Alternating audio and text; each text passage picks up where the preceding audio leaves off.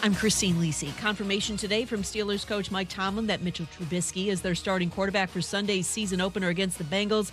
Pittsburgh made the right choice with that decision, according to ESPN NFL analyst Jeff Saturday. I think Trubisky should be your guy. They'll have a good defense. They'll have they have some skill guys on the outside. They got a good running back, but their offensive line is going to be ugly. Trubisky's going to run for his life a little bit, but I think he gives you the best chance to win and potentially stay in a playoff hunt. Don't know if you quite get there. Jeff Saturday on Barton Hahn. Rookie Kenny Pickett will be the backup. Tomlin said the Steelers are pleased with his development. Mason Rudolph, the third QB, regarding yesterday's depth chart where Rudolph was listed as the backup and Pickett at number 3. Tomlin called that mix-up a clerical error. Live on ESPN TV and the ESPN app, it's the women's quarterfinals at the U.S. Open. Ons Jabeur leads Ayla Tomljanovic in the first set. Men's quarterfinals, Casper Ruud defeated Matteo Berrettini in straight sets. Star LSU defensive tackle Mason Smith out the rest of the season with a torn ACL sustained in the season-opening loss. Brought to you by Capital One Auto Navigator, where you can find a car, get pre-qualified instantly, and see your real monthly payment without impacting your credit score. Capital One, what's in your wallet? Terms and conditions apply. Find out more at CapitalOne.com/Auto Navigator. Matt Moscona. I'm very important. After further review. Say it one more time. After further review with Matt Moscona. And here we go. ESPN Baton Rouge, New Orleans, Alexandria. Live from the Mercedes-Benz of Baton Rouge studios. That's right.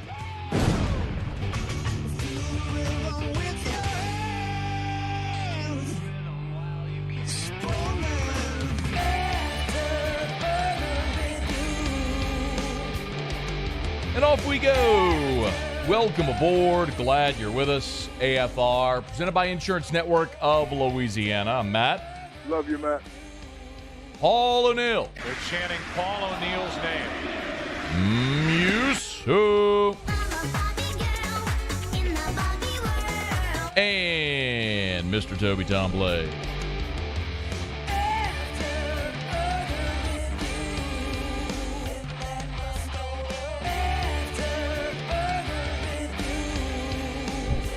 All right, we're here. Glad you are as well.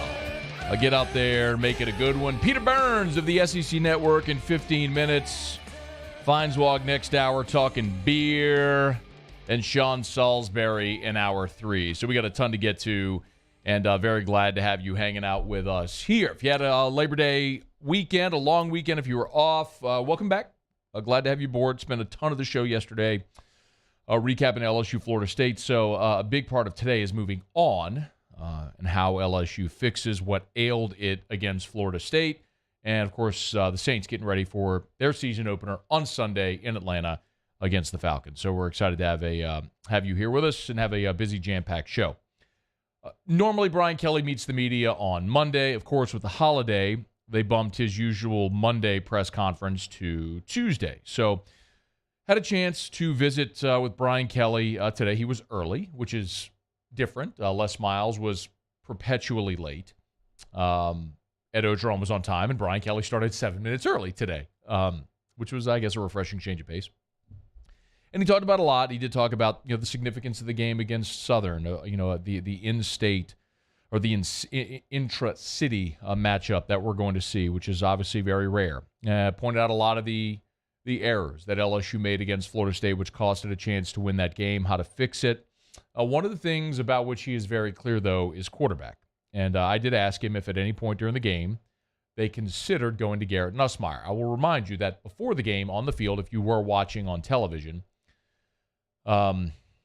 it was Katie George, who was the sideline reporter for ABC. And Katie George asked the question who was going to start. And then Brian Kelly mentioned that they were going to start Jayden Daniels, but that they felt like either quarterback could help him win games, and he wouldn't be surprised if we saw both. So I asked the question if at any point during the Florida State game they considered playing Garrett Nussmeier, and if we should expect to see Garrett this week against Southern. Here was the answer. Yeah, it was never a conversation. There was never a time during the game where Mike Denbrock, that is, or Joe Sloan had a conversation about, hey, let's make a change here. Let's see if that's the best option for us. That was never a conversation. And right now, it's Jayden's our number one quarterback. Jayden's our number one quarterback. I want to remind you, that is a deviation from what we had heard, where Brian Kelly said both can help us win. They're 1A, 1B. It's so close. He is very clear there that there is no battle here any longer. Jayden Daniels is the starting quarterback. At Auburn, at Ole Miss, I don't know if you saw what Ole Miss is going to do. Ole Miss started Jackson Dart last game. They're going to start the transfer this week.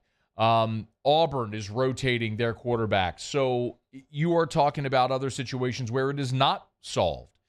It seems to be solved in Baton Rouge. And if you're like me, maybe you're not, but all throughout certainly the majority of that game, my phone and my Twitter were blowing up with pro Garrett Nussmeier fans wanting to see if Garrett could get LSU out of the sludge it was in. And listen, LSU opened up with a very impressive drive. They settled for 3. Next possession, they went 3 and out. They had the missed field goal. That was a 13-play drive, however. Then the drive ended at the half, a 4-play drive, and time expired. And then they punted on their first possession of the third quarter, the second half, going 3 and out. And then they went touchdown, touchdown, touchdown. So, at no point during any of that, in the general malaise in the middle of the game, did Brian Kelly, Mike Denbrock consider a change. Here's what Brian Kelly said on Tuesday about Jayden Daniels' debut, now having had a chance to go back and watch film.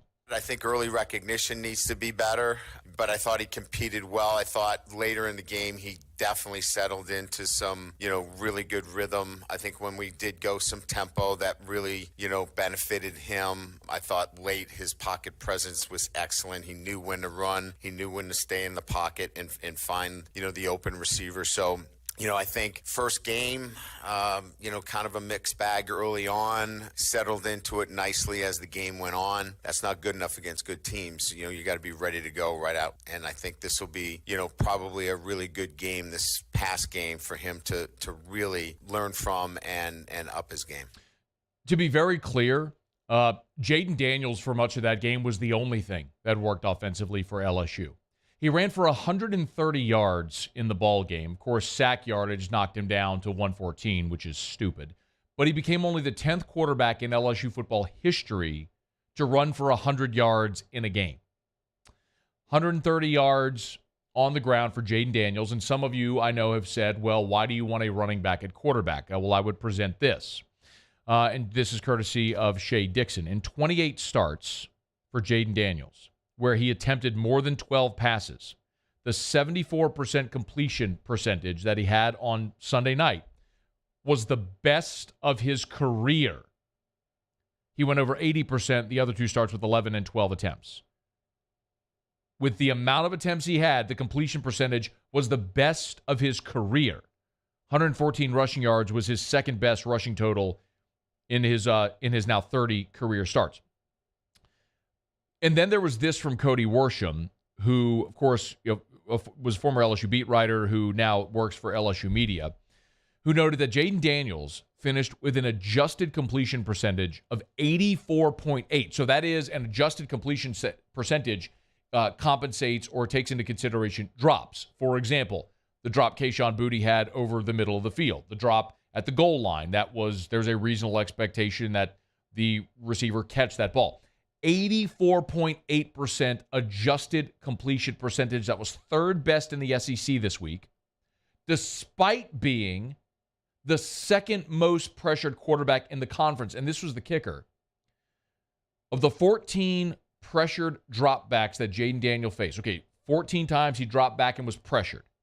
He only scrambled on 5 of those. And all 5 times he scrambled, he ran for a first down. Jayden Daniels was the one thing that worked throughout the game for LSU. There's a lot of things we can talk about.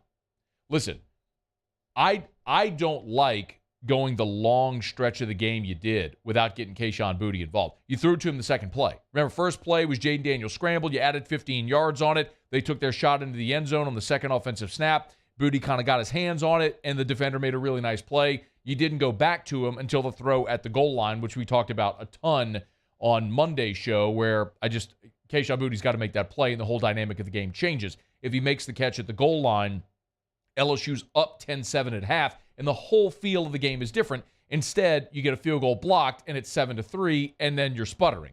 So that's not on Jayden Daniels. He was the thing you had working. And I think the other thing that is so apparent is the reason Jayden Daniels is starting and the reason why they are committed to him being QB1. Not only the experience, not only because of his ability to throw like we've seen, but because of his dynamic ability with his legs. And we've talked about it for months, but you saw it on Sunday night on full display, especially behind that offensive line. There are times where he's got to make plays with his feet. Listen, they found something late in the third quarter when they went tempo, and it's nice to know you have that in your back pocket if you need to go to it again to get your offense in a rhythm. It worked. The other thing I'll say, and this is where I would hope as a play caller Mike Denbrock maybe adjusts week 1 to week 2, sometimes you just got to draw up a play to get the ball to your best guy. Draw up a play with a high success rate that you're just going to get it in his hands. I'll give you, and you say, well, it's not that easy. I'll give you an example. On the last drive of the game, where, of course, they scored and missed the PAT, or had it blocked, LSU faced a 4th and 2 on that drive. LSU faced a 4th down on that drive. Do you remember what they did? They sent Keyshawn Boutte in motion. They bootlegged Jayden Daniels to the right, and he just dumped it to Keyshawn. He got 7 yards. Sometimes you just got to just get it to him. Get him involved. Get him in the rhythm if that's what you're worried about. But that ain't Jayden Daniels. That's play calling, that's protection. Despite some of those misgivings, he maximized it, which is why you had a chance, which is why you made plays late in the game, and which is why Jayden Daniels is going to continue being the starting quarterback for LSU. Now, I do believe we will see Garrett Nussmeier in the game on Saturday against Southern because LSU is going to have their way. We're just talking about 2 very different levels of football. And I'm excited to see what Garrett can do when given his shot in this ball game whenever it's out of hand. But I like the way Brian Kelly handled this because the way he handled it completely avoids any conversation of a quarterback controversy, of a 2-quarterback system. That is completely out of the window now. The way Brian Kelly handled that completely closes the door on any possibility of a 2-quarterback system. So you move forward with your guy fully, with him entrenched as your guy. And if at some point in the season you feel like, look, this just isn't working and it's time to consider a change, you cross that bridge when you get there. But there is no longer a feeling out process to decide how you're going to proceed. It is apparent they are proceeding with Jayden Daniels, and that's the right decision. All right, it's After Further Review. Glad to have you aboard with us here. We'll knock out our first break of the show, come back. We'll chat with Peter Burns of the SEC Network about week 2 in the conference, which is staring us straight in the face right at the coming up this Saturday, where you've actually got a couple of league games as well. So Peter Burns is going to join us on Tuesdays here in hour number 1. We're looking forward to that conversation. We'll have it next on AFR.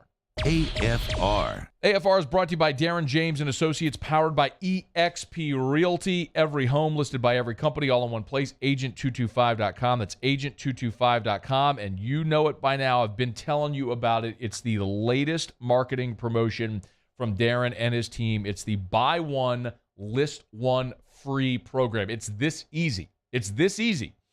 Hire Darren to be your agent on the buy side, and he will sell your home for free. No catch. Call Darren to find out more. Essentially, you know, you can hire a realtor to represent you if you're buying a home, and you don't pay that realtor commission. They get commission from the seller's side. So if you hire Darren to help you find your new home, he'll sell your current home for free. If you're selling your home for sale by owner, there is no excuse not to call Darren James. 335-7666. Think real estate, think Darren James. Bayou Ford has the new inventory to get you in a new Ford truck or SUV today, or customize your next vehicle just the way you want. All new Bayou Ford vehicles come with a 1 million mile powertrain warranty. The crew at Bayou Ford is going to do right by you. I've been doing business with Luber for 25 years. They're dependable, trustworthy. It's just the attention to detail with our clients. Our folks have years and years of experience. They're highly trained professionals, but many companies have that asset. What I'd like to think makes Luba a bit different is that we use those talents in a way that truly is dedicated to serving the needs of the folks who depend on us. Dad!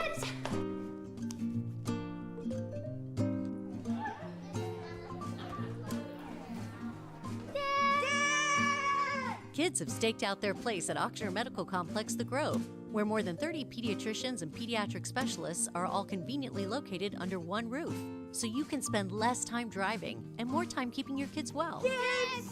It's no wonder kids call dibs at The Grove. Ochsner Health Center for Children.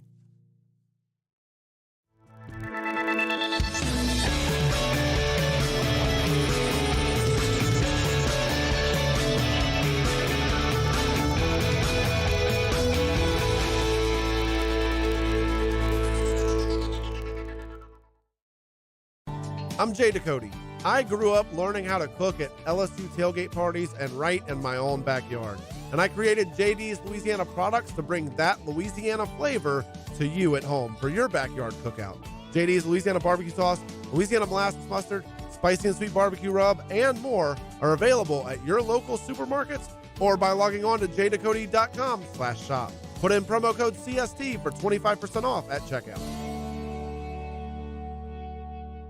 Gulf Coast Office Products is a nationally recognized Savin office equipment dealer based right here in Louisiana. Over 100 employees strong, Gulf Coast has the boots on the ground to support all vertical markets from education, engineering, legal, and finance. With the latest in office technology from desktop to production segment units, Gulf Coast and Savin have the perfect fit for you. Call 225-756-2644. That's 756-2644 for Gulf Coast Office Products. ServiceMaster Elite create clean, disinfected work environments. As a local business, we take pride in serving the New Orleans and Baton Rouge areas. Our cleaning protocols follow CDC and OSHA standards for healthcare settings, offices, senior living, restaurants, and industrial plants. Contact ServiceMaster Elite to get your operation ready for reopening with germ disinfection cleaning. Service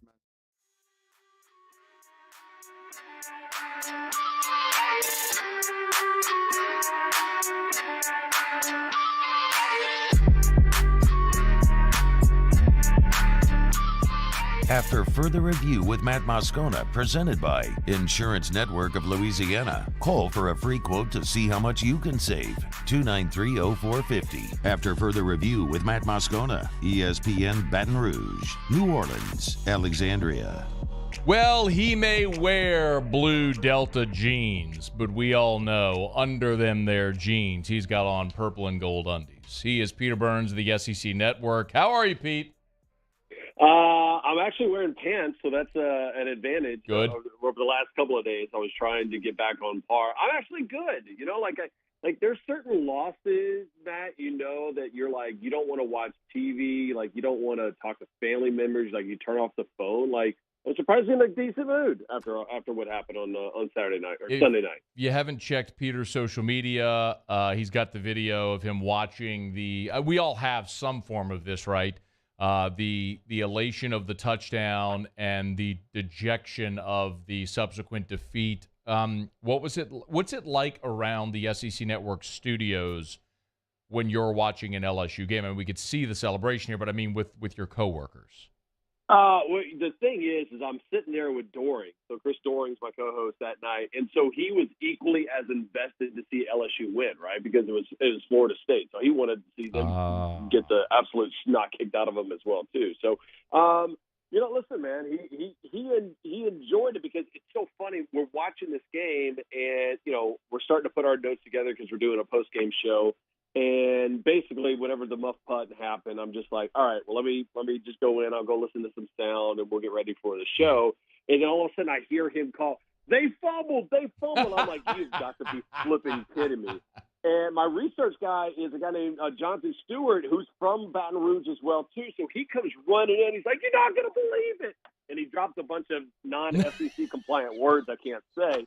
So I haul ass into the show, and I'm like, oh, my God. And then I'm like, I'm not getting my hopes up. There's nothing happened. Then, of course, they passed the 50-yard line. And I'm like, I'm kind of getting my hopes up. Let's see. And then I videotaped the last two plays, or Doring videotapes those last two plays, and I'm just like, what's going to happen. We're going to score, and we're going to miss the extra point. I swear to God, I said that to Doring, and sure enough, chaos happened. So it's your fault. Chaos happened. Yeah, I mean, put it on me. I'll take the L. I'll be a man about it. It's all good. Don't you put that evil on me, Ricky Bobby. Okay, so then what was, if you had an overarching takeaway from the game itself, what was it? Just how that did not look like any offensive line I've ever seen in the history of LSU football. Like, I mean, it really, I knew it was going to be kind of a concern, going into it, but it's not until, McElroy and Tess start talking about it, about, hey, you got a true freshman on that line. You got a center who's never really played center. You got a couple of smaller transfers, and you're like, how did it get to this point? And then it clicked. Obviously, that's why it made sense for Jayden Daniels, who, by the way, I thought showed up extremely well, albeit against, kind of a bend-don't-break defense in that second half where they're trying to keep everything in front of them. But, I mean, the kid almost went 99 yards to pull off one of the greatest victories. And I look at this, and I'm like, all right, we overreact on everything. And I'm thinking I would be disappointed with their results. But let's say that had they gone for two, or let's say they kicked the extra point and win, I'm okay. Like, I didn't expect this team to go 8-4, and when Brian Kelly came in, I didn't expect him to win a national championship in year one. And to see how many LSU fans just jumped off the team bandwagon off of one damn loss, it was kind of disgusting to me, to be honest with you. Yeah, I can understand the emotional nerve endings that happen, but I'm there in lockstep with you. Let's look at kind of the rest of the league as we sort of keep score from the weekend.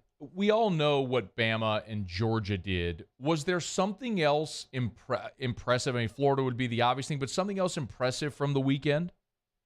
Yeah, I mean, I think the way that Arkansas, Raheem Sanders, they were trying to find out. I knew that KJ Jefferson was going to be pretty good, but Sanders and that offensive line really gelled together. I thought that was pretty good. But in fact, I do want to go back to Florida for a second, okay. And it has nothing to do with Anthony Richardson, really. I mean, we knew that he was going to have these kind of glimpses of being a pretty, fantastic player, but the defense, Matt, really impressed me about how I feel like in years past, Florida's defense would quit, and that they would give up just at the end of plays and give up at the end. And I was really impressed how Napier had the defense ended up playing. And I know a lot of people didn't get a chance to watch it because it was like a 19-hour rain delay and lightning delay, but Mississippi State's for real. And I look at that Week 3 game, and I think that's who LSU's got in Week 3 is State. And I'm like, nobody's going to want to tussle them. And in fact, nobody's probably going to see that game this week because they play Arizona. The game doesn't kick off until like 11 p.m. And I think that's a team that's flying under the radar. And everywhere Leach goes in year 3, they seem to be pretty damn buttoned up. And I think they're going to bite some people in the butt. Peter Burns is with us. Let's go because I did so. When the Notre Dame Ohio State game ended, I did flip over, and I was simultaneously watching the late in the Mississippi State-Memphis game and the Washington game against. I forgot who Washington was playing, but I had money on it. And I cashed the ticket, too. But anyway, so I did watch some of the State game, but honestly, it was a little out of hand by the time I was watching it. So why are you so bullish, or what was so impressive about State? Just because anytime you watch anytime, and I go back to Texas Tech and I go back to Washington State, like, Leach was always fun to watch because it was back like the Andre Ware and David Klinger Houston days where it's like, hey, man, they're going to throw the ball 75 times and, the quarterback's going to have to get Tommy John surgery. And so I always watched it. But in years past, it looked a little bit kind of out of sort, and it was humming. And that's what I was impressed with for that. And then I look at it and go, now, if you lose Mason Smith for the year and you don't have kind of a game wrecker on the end, how in the hell are you going to get any type of pass rush coming in going forward? So To me, I just think that a lot of people aren't going to look at State. In fact, I thought State was much more impressive than what I saw at Ole Miss. I wasn't really impressed with Ole Miss whatsoever in week one. And even Lane said that. Lane said he would have fell asleep had he been watching the game. And, now they're going to try Luke Altmaier at quarterback next week just to give him some run. But the fact, at least Brian Kelly's sitting there going, Jayden's my guy. The fact that, I don't think Lane's figured that out, I think him not having Jeff Levy as a play caller is going to be an issue for this team. And I don't think they have a lead quarterback play like they've had in years past. Peter Burns is with us. You can only watch one SEC team in action this coming weekend. Which game are you watching? Golly. Damn you, Moscona. That's a good question. Because, part of me, and I swear to God when I say this, and I'm not just being a homer because my wife now works for Wake Forest, I'm so curious now with Sam Hartman coming back at Wake Forest. Okay, Vandy get a third win, baby. No, I'm not going all the way on that part. But honestly, Peter, it's interesting. Their Vegas at their win total at 2.5. So, there's a lot of people that are going to cash a ticket if Vandy beats Wake Forest this week. I cannot confirm or deny that I knew that fact, and that's why I might very not be tuned into that. I do not condone gambling, and slicing is illegal at Bushwood or whatever. But we condone gambling, and actually, my floating live in this segment is DraftKings, so that's actually a wonderful segue to it. I'm all in for it. I will say this: it's Kentucky, Florida, and I thought Kentucky's offensive line was flat out atrocious, especially in that first half, and I'm kind of curious, is this one of those things where, okay, Florida is for real? I don't think they're the 12th best team in the country, like the AP poll put them out, but I think Kentucky's a pretty stable, solid team. So I think that's probably the one, because I don't expect Alabama and Texas to be more competitive than maybe a quarter and a half. Do you? No. Hey, look, I don't know if you agree with this, PB, but when we were at Media Days, and my audience has heard me say this a million times, but just because you're here, if I had two takeaways, it was there was no consensus on who was second in the East or the West. Everybody seemed to have a different opinion. And number two was Alabama is really pissed off, really pissed off. And even Nick is, right? Nick, I don't know if you heard, Saban talking about his stuff today, and Saban's it's not like we don't know who they are as well. Yeah. I think he's got. I think the Jimbo thing kind of got him going, and it's re-energized him. I thought at some point he'd be like, to hell with this. This is not the college football I grew up and I love. And I think now he actually kind of secretly likes this. And Jimbo is just kind of pissed him off and be like, all right, okay, bet. If you want to do this, let's go. Let's run this thing. 11 a.m. On Fox, the other network, but that'll be Bama, Texas. That'll be your morning appetizer there. Hey, I want to get a thought also before you go on South Carolina, Arkansas, because we got to see the Spencer Rattler debut, but not many people paid attention, and Arkansas obviously had a pretty marquee opener. Yeah, I think for, Georgia State, they had Sean Elliott. They won back-to-back bowl games, man. That's a pretty decent squad. And, it took a couple of, blocked field goals, some blocked punts, a fake punt. They kind of beamer balled their way around it. I will say this, the fan base is great right now, but that offensive line was atrocious as well. The bad offensive line was Kentucky, South Carolina, and LSU, kind of in that order. And I think Arkansas thrashes that offensive line. And it has nothing to do necessarily with Spencer Rattler. I just don't think that they're good enough in the trenches to make a difference. And I think Arkansas takes care of them. Now, it does suck that they don't have Catalan. It looks like Catalan's going to be out for an extended period of time. But I just don't think that Spencer's going to have enough time to throw it out there in Fayetteville. All right, he is Peter Burns, SEC Network, with us each Tuesday on behalf of Blue Delta. Tell me about their jeans, man. And listen, if there anytime, this is the only time that me and Greg Stanky will wear the same exact things. We'll just put it that way. He's in a higher tax bracket for me, so no, man. Listen, they're from the SEC country. They're out there in Mississippi, and the reason why I got connected with them is that they, I just like you, we kind of grew up and worked hard to get into this industry. I used to own my own business, and I like to kind of support, local SEC stuff. So they're awesome, man. I'm proud to be with them, and going to be a hell of a season this year. Is it all e-commerce? It's all online, or do they have retailers? No, they've got one. They got a show. They got a location right there in Oxford that's awesome. But that's the good part about it is like you go online and they custom fit everything. They worked with Google on all these unbelievable analytics and stuff like that to kind of get you right and custom fit.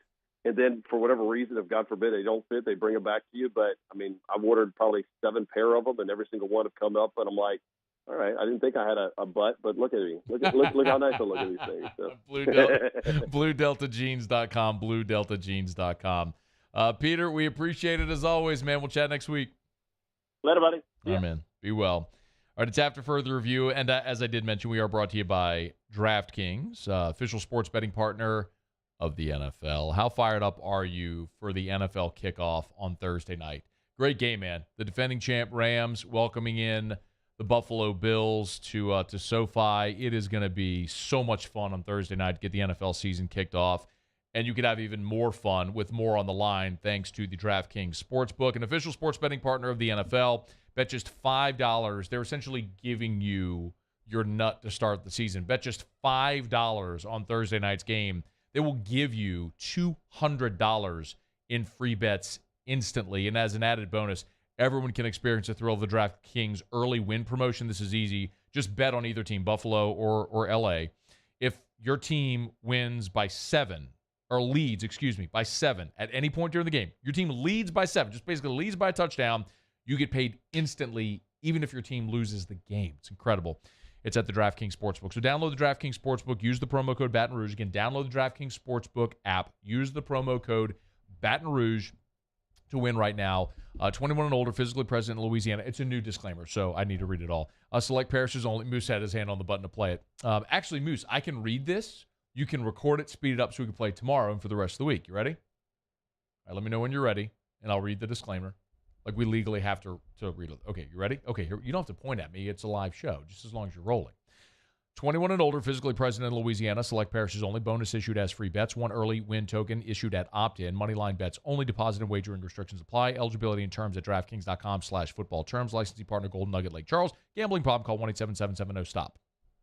And that's how it's done. You speed it up to make me sound like the Micro Machine Man. And we'll play that for the rest of the week. DraftKings. Okay, it's after further review. We'll knock out a quick break. When we come back, we will go around the SEC. Also, Brian Kelly today did confirm Mason Smith's torn ACL. We'll let you hear what Brian Kelly had to say about Smith, and also Joe Fouché and his ongoing academic issue, which Brian Kelly did not say much. But you'll hear that next on AFR. AFR. Bayou Chrysler Dodge Jeep Ram has $12,000 off MSRP on all new 2022 Ram Black Widow trucks in stock. All new Bayou vehicles come with a 1 million mile powertrain warranty and free delivery. If you need sales or service, the crew at Bayou is going to do right by you. Gulf Coast Bank and Trust is giving our customers the power to bank anywhere, anytime during this challenging event. And we're right there with you. Our mobile banking app is a smart way to manage your money and time. Gulf Coast Bank and Trust, the bank that cares about you. This isn't just another day. It's so much more. Kelly's life was put on hold when her auctioneer primary care doctor discovered a rare blood disorder. Her doctor connected her to an auctioneer care team of cancer, heart, and kidney specialists. With multiple primary care locations around Baton Rouge, same-day appointments, and online scheduling, we're relentless about keeping you healthy. Auctioneer Baton Rouge, innovating healthcare for Kelly.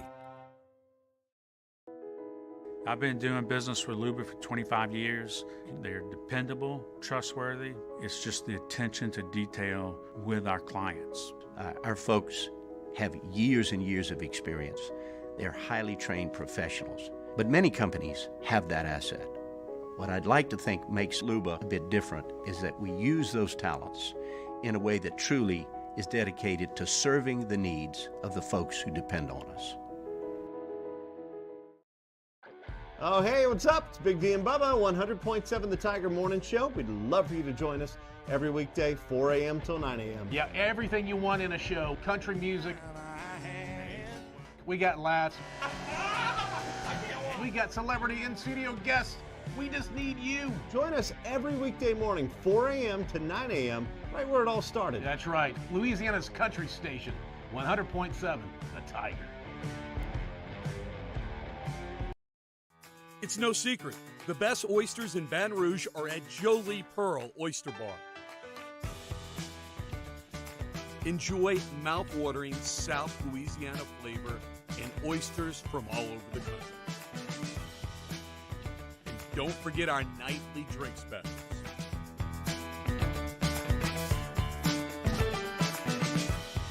Jolie Pearl Oyster Bar, located in downtown Baton Rouge. Eli's always been into grilling. It took us a while to see it, but the signs were there. What are you doing, Eli? I knew grilling was my thing. I have been talking about it throughout my career. Happy with the results? I am. Got the new grill from barbecueguys.com. It performed great. My advice, as I always told my boys, do more of what you're born to do. Barbecue Guys, for those who were born to grill. You want cheese on your burger, Pops? I'll take a little cheese. Crime has serious consequences, but anyone can make a mistake. If you find yourself in trouble with the law, know that you have rights, and it's okay to demand them. The law offices of O.C. Brown are here to protect you and your rights. Felony or misdemeanor, DUI or drug charge. No matter what crime you're accused of, you still have rights. Let the law offices of O.C. Brown uphold them. Call 225-343-1111. Your law firm for a lifetime. Are you a licensed contractor? There's lots of good contractors in Louisiana doing work the right way, but unfortunately, too many unlicensed contractors are working outside the licensing requirements. Working as a contractor in Louisiana requires a license for the company doing the work. The Louisiana State Licensing Board for Contractors wants to help you get licensed to allow you to conduct work legally. It's not difficult to get the license. We can help you. Go to LA.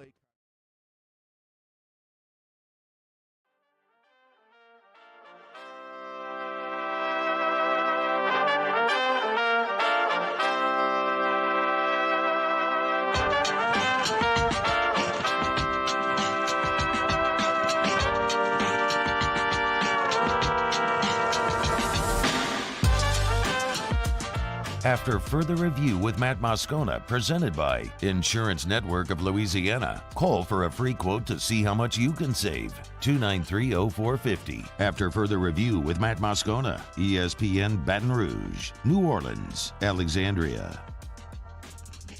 Brian Kelly met with the media earlier today and did update two players. Of course, one being Mason Smith. There was a report, Julie Boudouin had it first on Monday, that Smith had torn his ACL, and Brian Kelly did, in fact, confirm that today.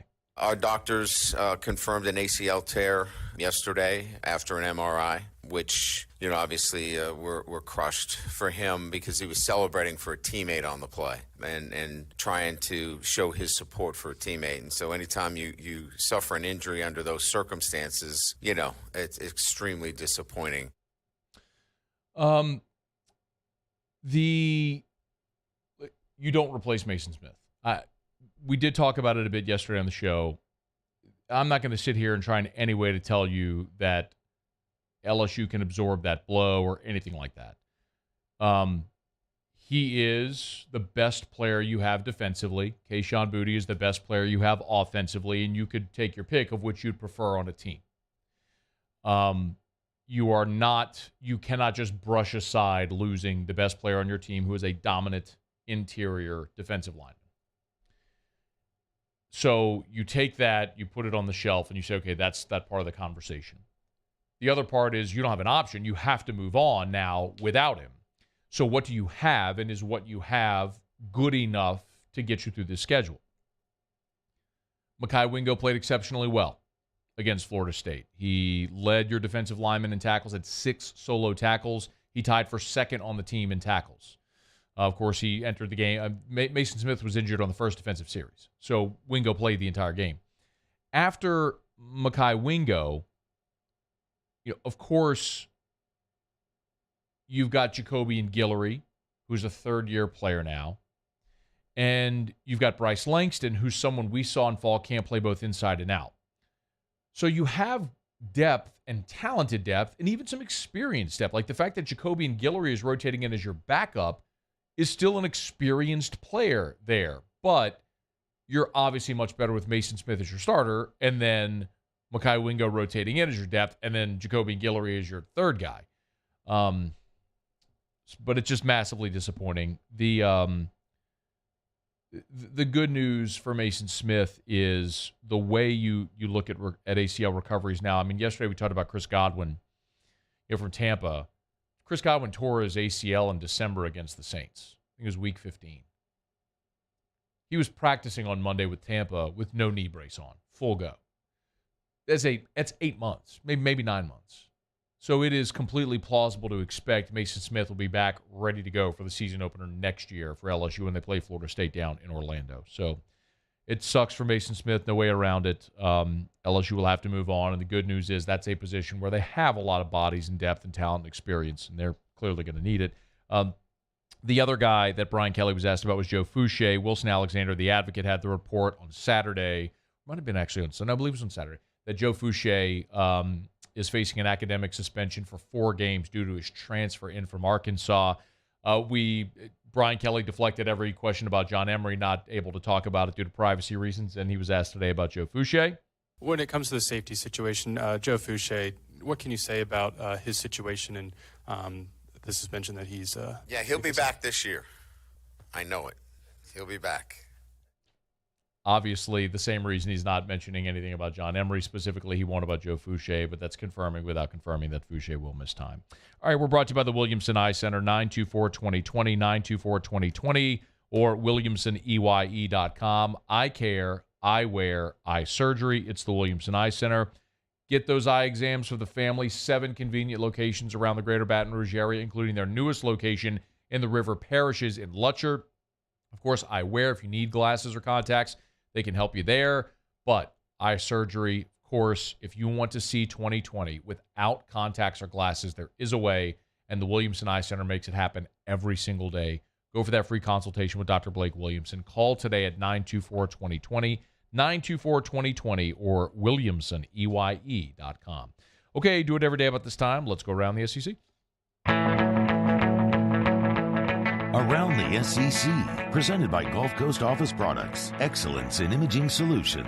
The Ole Miss Rebels. Ole Miss is going to give sophomore quarterback Luke Altmaier his chance to start Saturday when the Rebs host Central Arkansas.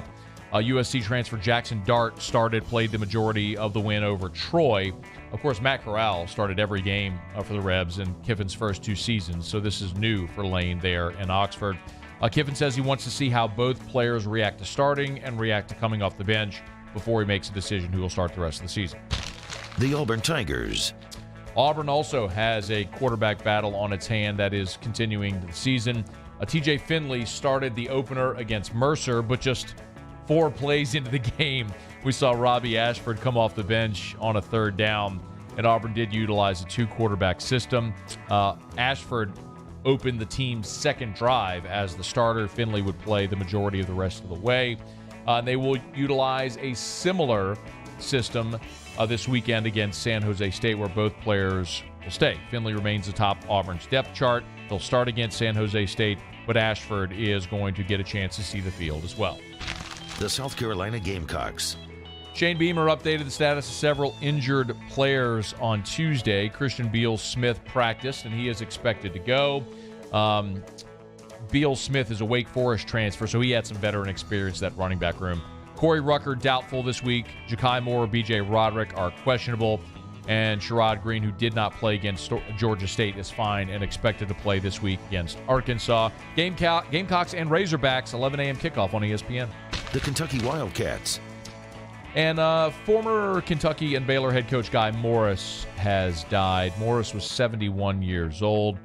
Morris was diagnosed with Alzheimer's back in 2016. He coached the Wildcats in 2001, actually for 2 seasons, and then he was 9-14 in his 2 seasons, became the head coach at Baylor, then at Texas A&M Commerce.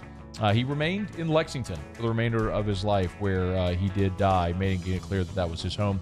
You might remember, of course, Guy Morris infamously was the coach during the Bluegrass Miracle who had Gatorade dumped on him before his team would then lose on a Hail Mary play. All right, there you have it. That is Around the SEC, presented by Gulf Coast Office Products. Shout out to our guy Trey Beal and our friends at Gulf Coast Office Products. You know where to find them, GCOPnet.com, GCOPnet.com.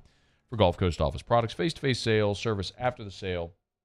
That's what you always get at Gulf Coast Office Products, the official office equipment provider of LSU Athletics, celebrating 20 years of supporting Tiger Athletics. Gulf Coast Office Products. All right, y'all, it is after further review. We'll knock out our final break of hour number 1. When we come back, Mark Ingram is changing his jersey number again. That should not be any great surprise. But Dennis Allen did preview the Atlanta Falcons. The Saints heading to Atlanta on Sunday for the season opener. We'll get to that here in just a quick moment. Always love telling you about Hudco Roofing and HudcoRoofing.com. Do business with someone you know. Hudco Roofing, HudcoRoofing.com. If you want easy, free, no obligation roofing inspection, go to the website. Right there on the homepage at HudcoRoofing.com, you'll see the form, get your free inspection. It'll take you less than 60 seconds to fill out that form, and then we'll be in touch with you to schedule your free, no obligation roofing inspection. Commercial or residential, roof repairs, roof replacements, we do it all, and we always encourage you to do business with someone you know. That's us, Hudco Roofing and HudcoRoofing.com. All right, wrapping up hour number 1 next. AFR.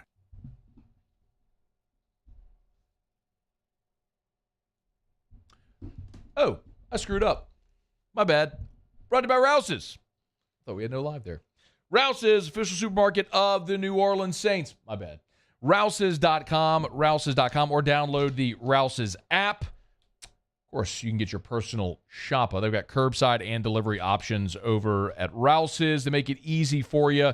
Of course, the black and gold will be in action this weekend. If you're having your game watch party and you need all of your home watch, game watch party goods, Rouse's and your personal shopper will take care of it. Download the Rouse's app, select all of your items. Your personal shopper will go pick out your items. You pull up, they'll bring it out to the car, or they can deliver it to your home as well. They make it easy over at Rouse's, the official supermarket of the New Orleans Saints. If you always need a hot lunch, Rouse's can help you out with that. And every Eagle 98.1 game day is at Rouse's on Burbank. We'll see you there. Rouse's, this feels like home. When I was a boy, I spent my days climbing trees, catching fish. Barefoot in the river I walked, listening to crickets, counting stars. This was home. After my stroke, I wondered if I'd make it back to the people and places I love. But I got the right doctors with Blue Cross coverage. Your card matters. Your home does too.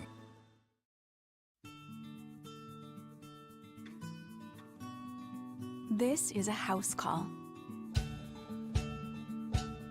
This is a follow-up appointment. This is a diabetes checkup. This isn't just more convenient care, it's more advanced care. This is innovating healthcare at Louisiana's #1 hospital, Auctioner. Bayou Ford has the new inventory to get you in a new Ford truck or SUV today, or customize your next vehicle just the way you want it. All new Bayou Ford vehicles come with a 1 million mile powertrain warranty. The crew at Bayou Ford is going to do right by you. I've been doing business with Luba for 25 years. They're dependable, trustworthy. It's just the attention to detail with our clients. Our folks have years and years of experience. They're highly trained professionals, but many companies have that asset. What I'd like to think makes Luba a bit different is that we use those talents in a way that truly is dedicated to serving the needs of the folks who depend on us. I'm Jayden. I grew up learning how to cook at LSU tailgate parties and right in my own backyard. And I created JD's Louisiana products to bring that Louisiana flavor to you at home for your backyard cookout. JD's Louisiana barbecue sauce, Louisiana molasses mustard, spicy and sweet barbecue rub, and more are available at your local supermarkets or by logging on to jdacody.com/shop. Put in promo code CST for 25% off at checkout. Gulf Coast Office Products is a nationally recognized Savin office equipment dealer based right here in Louisiana. Over 100 employees strong, Gulf Coast has the boots on the ground to support all vertical markets, from education, engineering, legal, and finance. With the latest in office technology, from desktop to production segment units, Gulf Coast and Savin have the perfect fit for you. Call 225-756-2644. That's 756-2644 for Gulf Coast Office Products.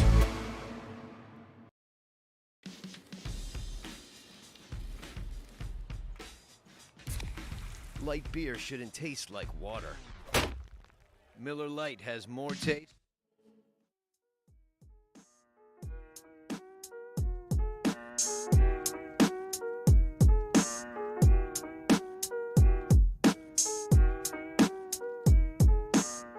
After further review with Matt Moscona, presented by Insurance Network of Louisiana. Call for a free quote to see how much you can save. 293-0450. After further review with Matt Moscona, ESPN Baton Rouge, New Orleans, Alexandria.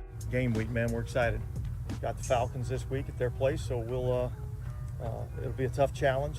You know, the obvious thing is there's a few new pieces to the puzzle here, and so we'll have to figure some things out as the week goes along. But, you know, we're excited about getting going and getting the season started. It was Dennis Allen on Monday meeting with the media. The Saints do have the day off today. Tuesday is the traditional day off. They'll go through regular game week. They'll travel and play the Falcons in Atlanta on Sunday. Of course, it's Falcons week. It's always a big deal when the Saints play the Falcons, and it's a great opportunity for the Saints to get the season started on a good note. The Saints are a 5.5-point road favorite. That should put into perspective how bad Atlanta is expected to be. It is rare that you see spreads approaching 6 points in the NFL to begin with, and when it's a road team favored by 5.5, that's as much of an indictment on Atlanta as it is a compliment to the New Orleans Saints. We all anticipate the Saints' defense is going to be the cornerstone, while the offense has a lot of really good weapons. How quickly they can sort of gel Jameis timing with the receivers, we all understand that at this point. But the other side of it is what Atlanta is going to do at quarterback. Of course, Marcus Mariota is the quarterback there, the former number 2 overall pick, behind Jameis Winston. Incidentally, they'll face off against each other on Sunday in Atlanta. But behind that is Desmond Ridder and just a real dearth of options outside of Kyle Pitts offensively. Dennis Allen was asked about the challenge of scouting Marcus Mariota, who's going to be starting for the first time for the Atlanta Falcons. Look, we've looked at a little bit of what they did with him in Oakland or Vegas. We obviously studied what they were doing with him back in 2019. I think he started the first 6 games for Tennessee back then. So we're going to uncover every stone that we can to try to figure out the things that they may do. And there's going to be a lot of things that we're going to have to adjust to throughout the course of the game. That's just the nature of, the season opener where there's a lot of uncertainty as to exactly what they're going to do or how they're going to try to attack you. And so we'll have to be ready to adjust. It's not only the nature of the season opener, it's the nature of the NFL, where there is just elite level and deep level scouting to where you have to make adjustments throughout the course of a ball game. It's why these coaches and players are the best in the world at what they do. But Marcus Mariota hasn't started a game since 2019. And, that's the... Yes, you can look at Jameis and say, well, he didn't start in 2020 when he was sitting behind Drew Brees and started 7 games last year, then missed the remainder of the season with the torn ACL. So he's only played in 7 games the last 2 years, and that's fair. But I think we can objectively agree there's a difference between sitting due to performance and sitting due to injury. Jameis could have gone somewhere and started in 2020. There were reports that Pittsburgh wanted to pay Jameis back in 2020. And then a year ago, of course, he became the starting quarterback for New Orleans and then was injured. We all know the story. But Mariota hasn't been a full-time starter since 2018.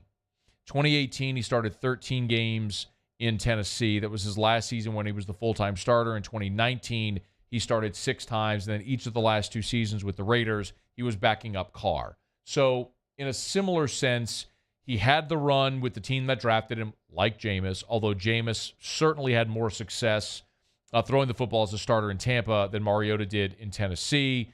The last 2 years, Jameis has been in New Orleans. Mariota has been in Vegas. Jameis is now getting his opportunity to be the guy in New Orleans back from injury. And Mariota is starting almost by default because Atlanta shipped Matt Ryan out of town, and they are very likely playing for a draft to get their quarterback of the future. Maybe they believe that's Desmond Ridder. I'm not sure that I necessarily do, but that's not on me to prove. That's on him to prove at some point throughout his career. But it is so hard for me to imagine, and I understand that this is the NFL and there is the any given Sunday adage, but the Saints are a 5.5-point road favorite. Marcus Mariota is not a starting caliber quarterback in the NFL, and he has a void of options. I know Drake London is, they drafted out of USC, who was injured in camp. Kyle Pitts is sensational, but when you look around, and Calvin Ridley being suspended for the entire season, they shipped out Julio Jones last year. That's just not an offense that you should be worried about. It's a game where the Saints objectively should go on the road and handle this game with relative ease. It's the kind of game where if you can't win this, you wonder about the legitimacy of the bold predictions. Like Peter King just picked the Saints to win the NFC. We've seen some of that. Folks predicting the Saints to be the NFC South champion and going to the Super Bowl.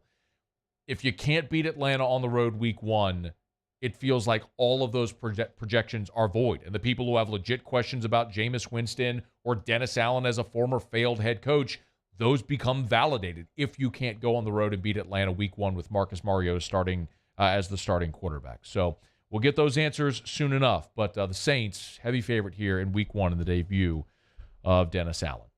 All right, it is after further review. Here comes SportsCenter. How did the Tigers fix their issues? AFR. We'll talk about that when we come back right after SportsCenter. We're brought to you by South Point Volkswagen and SouthPointVW.com. New and certified pre-owned in Baton Rouge and online at SouthPointVW.com. That's SouthPointVW.com. Check them out online. I tell you all the time, the website is such an easy-to-use tool.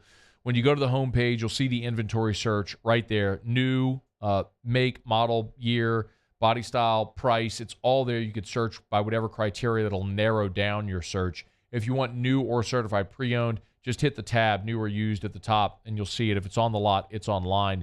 And all the pictures that you get, by the way, these aren't factory photos. You're going to get photos of the vehicle that's there at South Point Volkswagen. Airline just north of Highland, or online at southpointvw.com. That's southpointvw.com. 9 different IIHS top safety pictures, talking about the safest vehicles on the road. It gives me tremendous peace of mind when I'm driving or I put Drew in the car. It's at South Point Volkswagen. Airline just north of Highland or southpointvw.com. South Point Volkswagen. Service Master Elite create clean, disinfected work environments. As a local business, we take pride in serving the New Orleans and Baton Rouge areas. Our cleaning protocols follow CDC and OSHA standards for healthcare settings, offices, senior living, restaurants, and industrial plants. Contact Service Master Elite to get your operation ready for reopening with germ disinfection cleaning. Service Master Elite, the trusted choice in professional cleaning since 1996. This isn't just another day. It's so much more. Kelly's life was put on hold when her auctioneer primary care doctor discovered a rare blood disorder. Her doctor connected her to an auctioneer care team of cancer, heart, and kidney specialists. With multiple primary care locations around Baton Rouge, same-day appointments, and online scheduling, we're relentless about keeping you healthy. Auctioneer Baton Rouge, innovating healthcare for Kelly. There it is, the extra mile. On the border of expected and extraordinary for those willing to go further, like vans customized for work or play, with safety and tech to keep you connected, supported by a 5-star sales, service, and finance team, and backed by the 1-star you know. So go the extra mile. It's never crowded because so few have what it takes to go there. Mercedes-Benz Vans. I've been doing business with Luba for 25 years. They're dependable, trustworthy. It's just the attention to detail with our clients. Our folks have years and years of experience. They're highly trained professionals. But many companies have that asset. What I'd like to think makes Luba a bit different is that we use those talents in a way that truly is dedicated to serving the needs of the folks who depend on us. Oh, hey, what's up? It's Big D and Bubba, 100.7 The Tiger Morning Show. We'd love for you to join us every weekday, 4 a.m. till 9 a.m. Yeah, everything you want in a show. Country music. We got laughs. We got celebrity in-studio guests.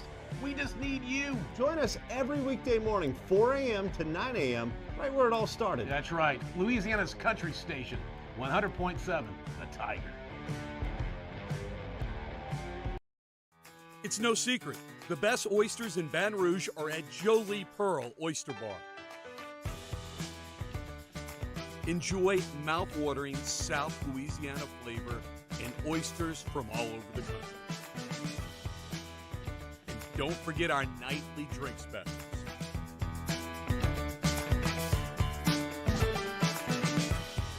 Jolie Pearl Oyster Bar, located in downtown Baton Rouge.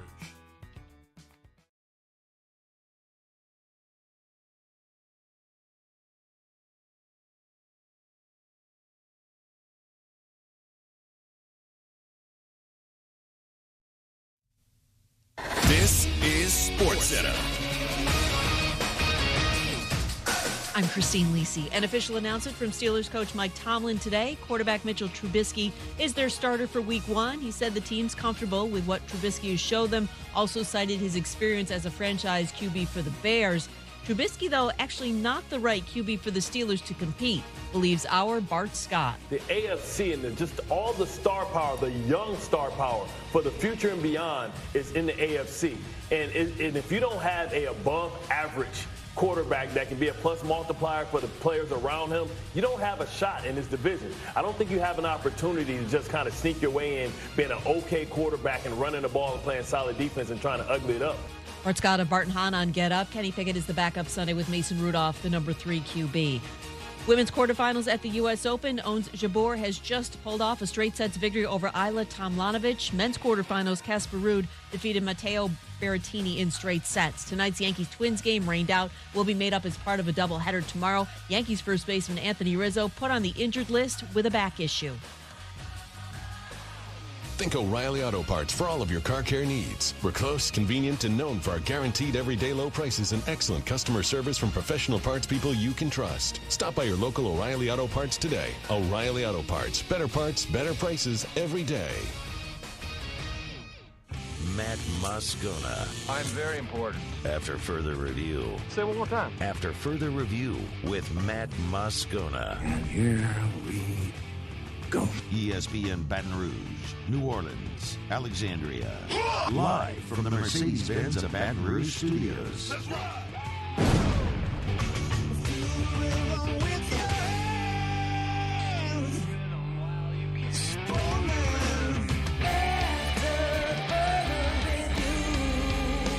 Hour 2 off we go. Welcome aboard. Glad you're with us. AFR presented by Insurance Network of Louisiana. I'm Matt. I am sweating. Paul O'Neill. They're chanting Paul O'Neill's name.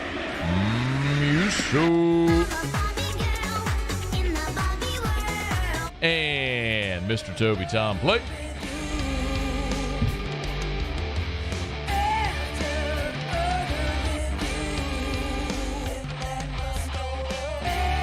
All right, we're here. Glad you are as well. Get out there and make it a good one. Sean Salisbury, 1 hour from right now. We'll talk some beer with Feinswog in about 15 minutes. The only person who made as aggressive a pick against LSU as Russ Mitchell, who had LSU 4-8, was Lee Fonzwag, who had him 5-7. How's Lee feeling after Sunday? We'll ask him in about 15 minutes. So Brian Kelly met with the media on Tuesday for his weekly press conference, and the biggest underlying theme is fixing the issues that presented themselves on Sunday. Fixing the protection issues with the offensive line.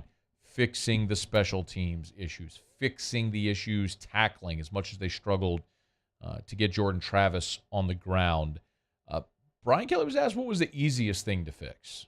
Yeah, I think most of them are easily gleaned just by watching the game. We didn't get off the field on third down, so a lot of that is just eye discipline, tackling, things that I talked about after the game, better communication from a large degree. I think from an offensive standpoint, earlier recognition in what we had and defining that. He mentioned third down defense, which obviously is something a lot of people are going to focus on, and rightfully so. For me, though, I don't know that I look at the issues defensively on third down as schematic as much as I do tackling.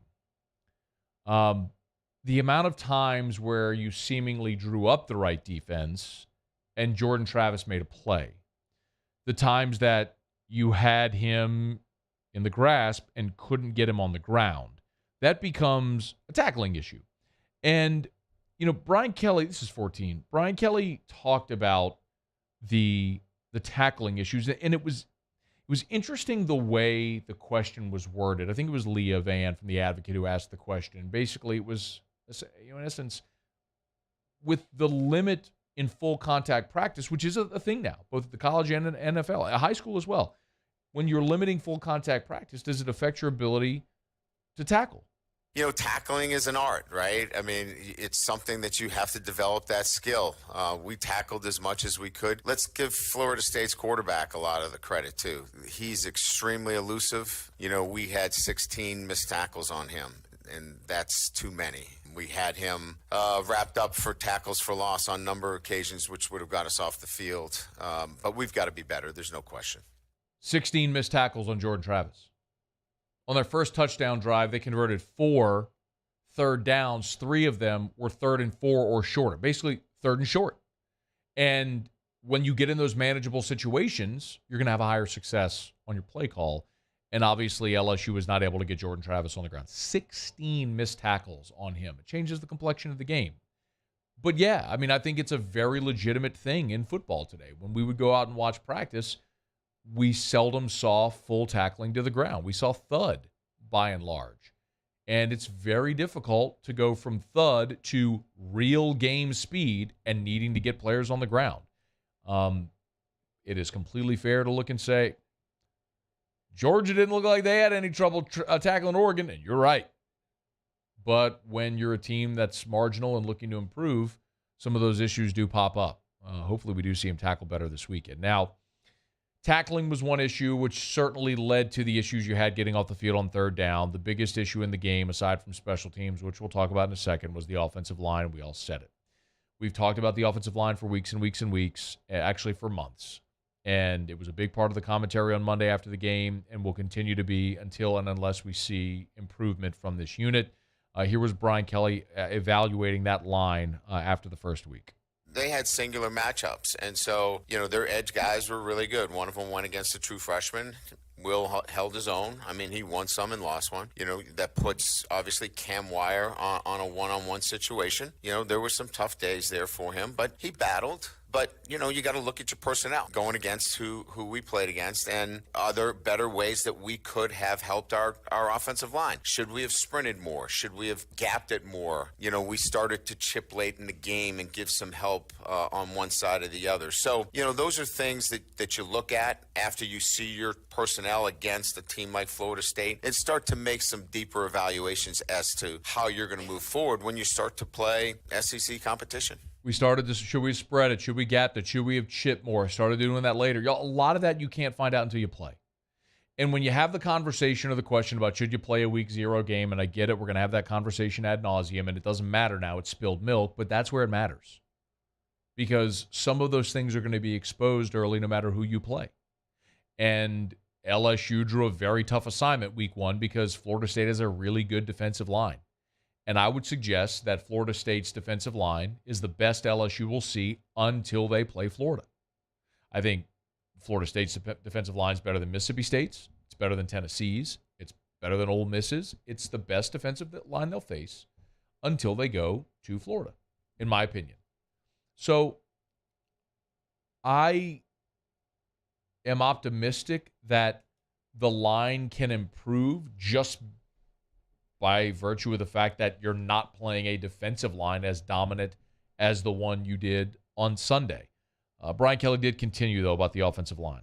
A lot of that's O-line awareness and making sure that we're helping where help is needed. And when you get 5 guys that are battling and trying to do it the best they can, they have to know where their help's coming from. And that's consistency. That's where you get a group of guys that are playing together for a while. They know where to help. And we call that O-line awareness. And certainly we lack a little bit of that right now. But we'll get there. We'll build that as the season goes on. We lack O-line awareness. Some people are going to look at that and see that as a negative or see that as being critical of the players. That's not being critical of talent. That's not being critical of players or their development or effort in practice or anything like that. That is simply lack of experience. You can label it however you want. He says lack of O-line awareness. And it sounds like a negative on the players when you say it. All he's saying is these guys haven't played together. Because the more reps, the more snaps you take next to the guy next to you, the more you're going to be able to communicate with that person. That's true in anything in life. Whoever you work with, whatever you do professionally, the more you do it with your coworkers, whatever it is that you do, you're going to be better at it. That's what he's saying. The more snaps, the more games these guys have together, the better they're going to know each other, their strengths, their weaknesses, how to communicate, and they'll get better. It's the thing about this season where my ultimate gauge of LSU in 2022 is not necessarily what happened against Florida State or even the one-loss record.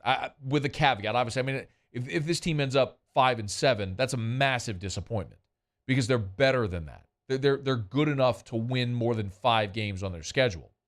But more than anything, are the things that are clearly deficient, are they improving as the season goes along? That's what you want to see. That's what you didn't see a year ago. That's what you didn't see in 2020. That's what you're hoping to see now, or you're expecting, not hoping. You're expecting to see under the coach you paid $100 million to come fix these things. He also talked about special teams, but one more on protection, and this is kind of another underscore of what the issue is. This is 22. He was asked about the backs and tight ends struggling in protection. Josh Williams had a holding call where he dragged an edge rusher to the ground. Mason Taylor really, I don't mean to call him out, but they're expecting him to play a lot because he's a dynamic pass catcher, but he is overmatched as a blocker right now, which is not a criticism. He's a true freshman who's probably never had to block in his life, and now he's going up against a kid Verse, who's a freak show, who's going to be playing the NFL next year. But Brian Kelly spoke to that. That's an area of need to improve in. You know, Mason Taylor's playing a lot for us. He's a young player. You know, his matchups were not favorable in most instances. He battled the best he could. You know, we know where our limitations are. We're going to have to be better there, and we're going to have to be better at the running back position. And we got to be creative. It is what it is. We know our limitations. We've got to be creative. It is what it is. What he's telling you is this is college football. It ain't the NFL. You can't go make a trade for a starting tight end. Your roster right now is what your roster is. And you've got a freshman. You've got a former baseball player that retired medically. You've got a former high school quarterback who walked on as a tight end.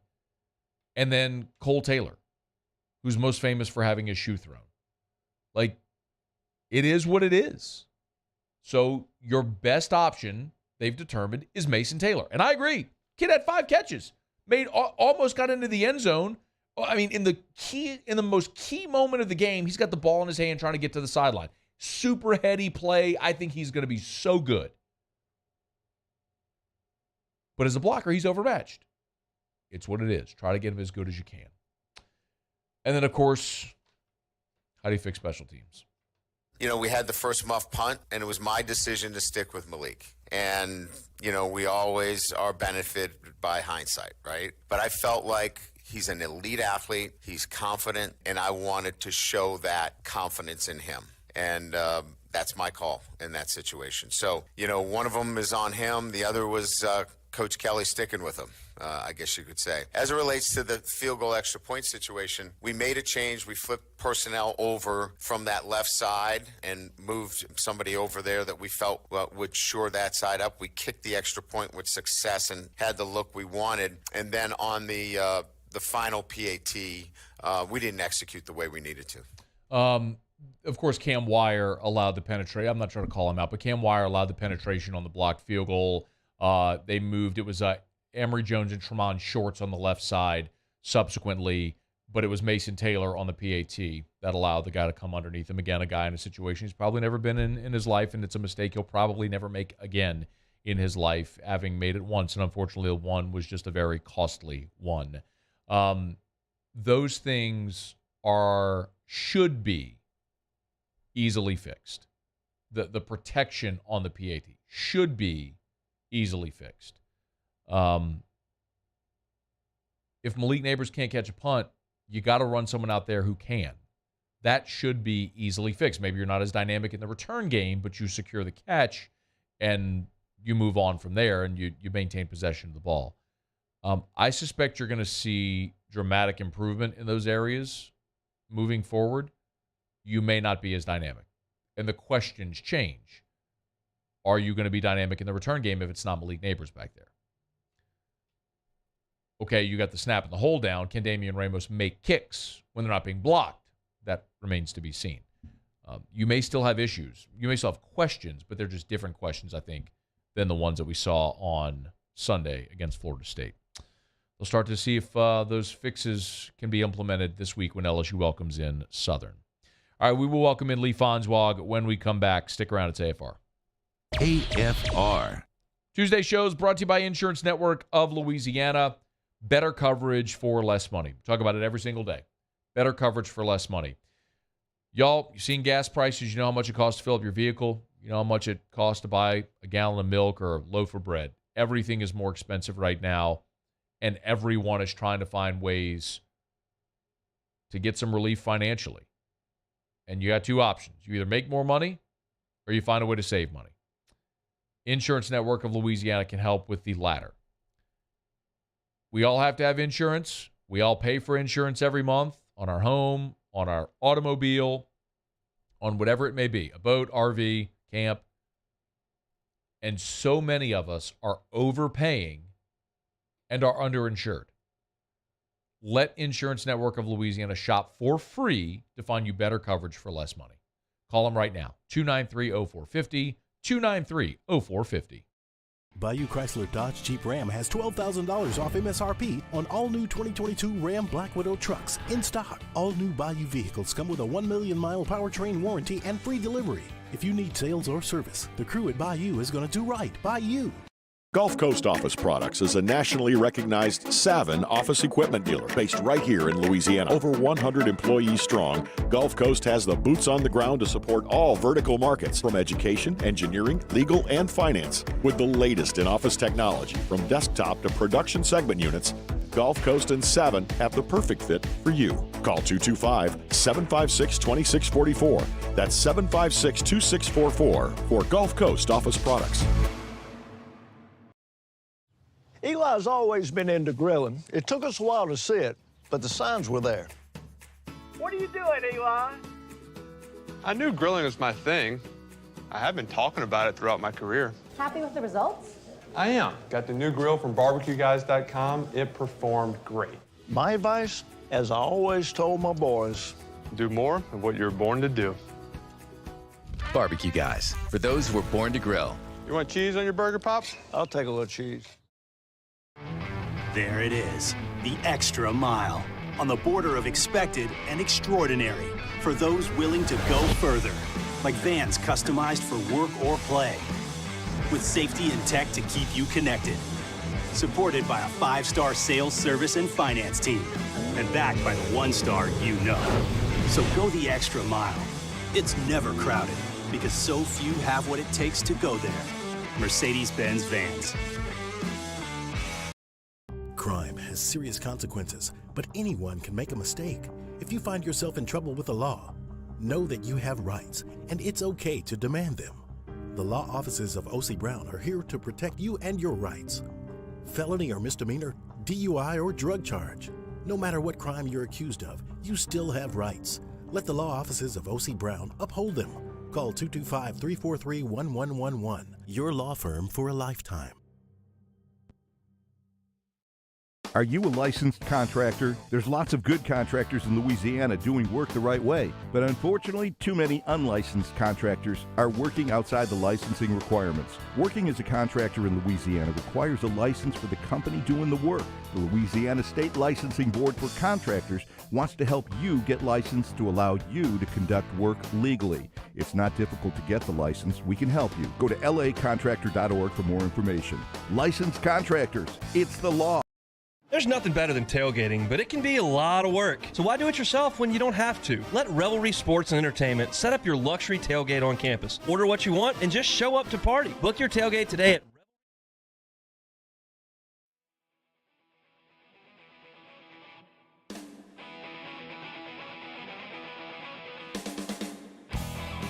After further review with Matt Moscona, presented by Insurance Network of Louisiana. Call for a free quote to see how much you can save. 293-0450. After further review with Matt Moscona, ESPN Baton Rouge, New Orleans, Alexandria.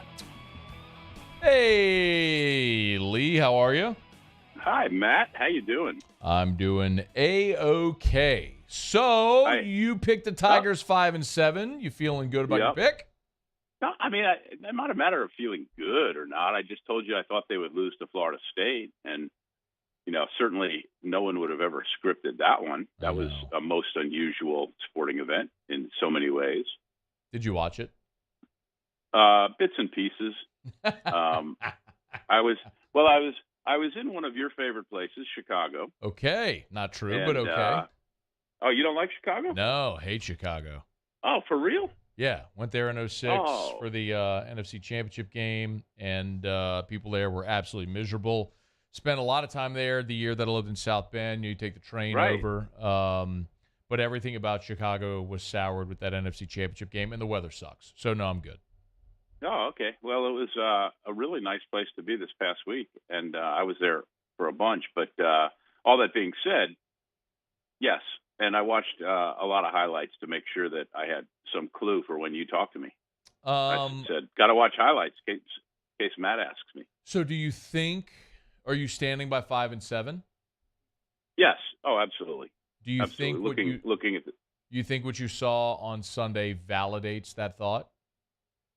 Well, LSU's going to get better. There's a lot of people there on that team who are going to get better. I wasn't expecting to see them lose a key player by celebrating. I know. And didn't that happen to a place kicker for like Tampa or Houston years ago? It was Bill Grammatica, and he was with one of the brothers. He was with the Cardinals at the time. And the crazy thing about Bill Grammatica's torn ACL on the celebration is it was a very, as I recall, just a very insignificant field goal or PAT.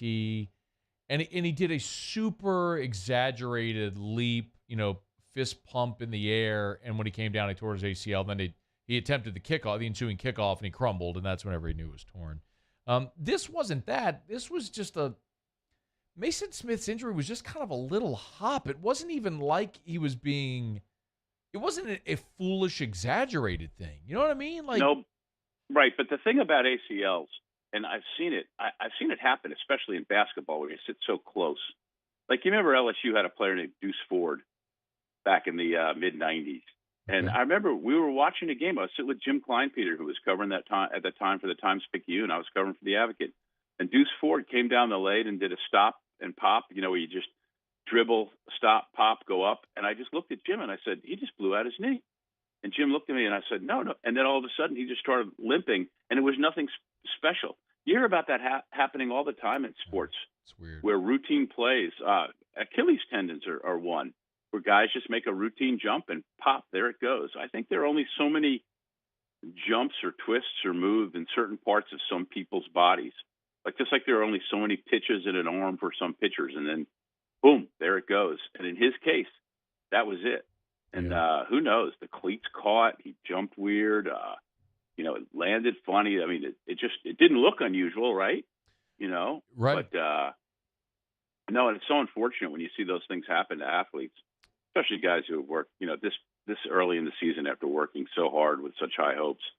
But it happens so often in sports. You hear, volleyball players, basketball players just land and, and cut wrong. Oh, it wasn't good for them. I wasn't trying to get that in there. But anyway, there you go. No, yeah. Can I tell you? Go ahead. No, I was just going to say, you hate it for Mason Smith, who's certainly the best defensive player on LSU's team in a season. It reminds me a lot of Caleb Chasson. That happened in 2018, where it was the Miami game, the season opener, a non-contact injury where he just planted and fell, and the season was over like that. So anyway, and then there are times too. Well, no, there are times when you see somebody get hit in a football game, and they get hit so hard, and you think they're never getting up from this, and it's like nothing. They just pop up, and there you go. And then you have those freak injuries where, like, a quarterback follows through and hits his hand on somebody's helmet. It happened to Drew Brees. Yeah, exactly, and smashes their hands up, and it's it's sports, and weird things can happen. No, I was going to say, I was reminiscing to the 3 years that I was the Southern University beat writer, and Southern, of course, was one of the schools that would always give up the paycheck games, and it's nice that they're finally getting the paycheck game here. It's amazing that it's taken this long. You're really okay with LSU and Southern playing in football?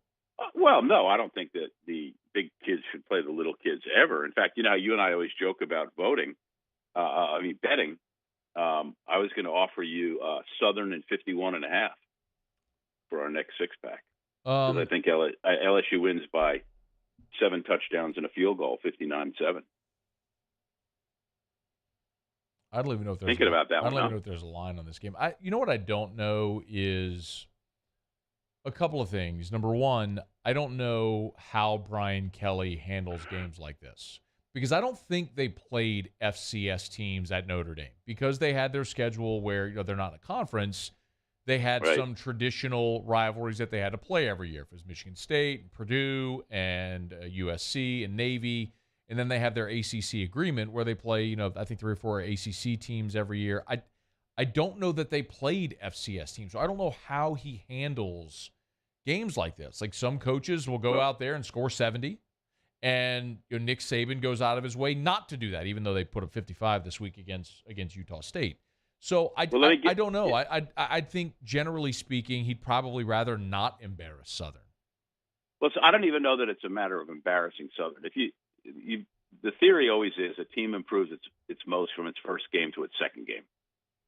Now, what will you take from that in the second game? I don't know. Mm-hmm. But I don't think there's anyone who would argue that LSU needs to work on its offense and its passing game, and can't say to themselves, oh, well, we can't run it up on these guys because we might be way better than them. And who knows? Maybe it's presumptuous of me to be saying this. Maybe Southern's better than we think and gives them a game and keeps it, maybe in the 30s for them. I don't know.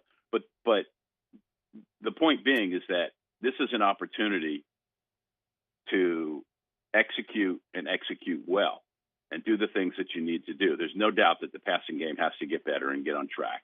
You got to make some happy receivers there. Yeah. And this is, in LSU's case, an opportunity. Plus, you got to run a little bit better. I don't know. You rush for 139 yards. That can't, and 114 of them came from the quarterback. That can't be what you want. So, that's kind of how I look at it. You can't be concerned about it. Now, is there an opportunity? Let's just say you're up by an inordinate amount in the fourth quarter. Can you, as they say, call off the dogs? Yes. Even still, if you do call off the dogs, sometimes you still score just because even your backups are better. I mean, you can hand the ball off and a guy can run 80 yards. No doubt. But you have to put yourself in a situation to make yourself better and see the big picture. Because the next week, LSU's got a really, really tough game against Mississippi State. And in my opinion, almost a must-win because it's at home, based on the thing that you opened with me saying that they might be a sub-500 team. I hate the phrase must-win, because must-win indicates that there are consequences if you don't win. And there are no consequences for Brian Kelly if he doesn't win this season. So I understand your point, I think LSU, but it's one of the ones that they certainly can and probably should win at home. Yeah, it should be two very evenly matched football teams going at it pretty good. And all season long, they'll look back at the Florida State game as one that got away. You assume the next week LSU beats New Mexico. Yep. Just like you assume LSU beats Southern. But then, pretty tough stretch. You go to Auburn and you play Tennessee, which is, you'd have to say, at least on paper and early, Tennessee's better than LSU. And then you got to go to Florida. So that's a really tough hole to dig yourself out of if you don't sneak one in there. October is going to determine what this season is. There's just no question. They're going to beat UAB in November. They're going to lose to Bama. They'll finish up with Arkansas and A&M. But October determines what, if anything, they will be playing for in November. No doubt. And the key word for our conversation, hint, is October. Well, that was a very lovely transition. Before we do Well, that, would you know, like to tell doing the people best what's I can. coming up on Sports Monday this week? You just can't help yourself, can you? What? It's another As we show. get into maybe the fourth week of the 28th season of the old Sports Monday, now Sports 225, where we've already had great interviews with Jay Johnson and Matt McMahon. This week, Corey Wilson of Breck already did those segments, and they were wonderful. And then Scott Rabelais, the Advocate columnist. And excited to put that show together. Very nice. And thank you for asking. Go to sports225.com. Sports225 for all the show details. Sports225.com. Are you last thing? Are you happy for Baton Rouge? Do you think it'll be good for Baton Rouge with Southern and LSU playing? I wonder if the hotel industry is happy about it.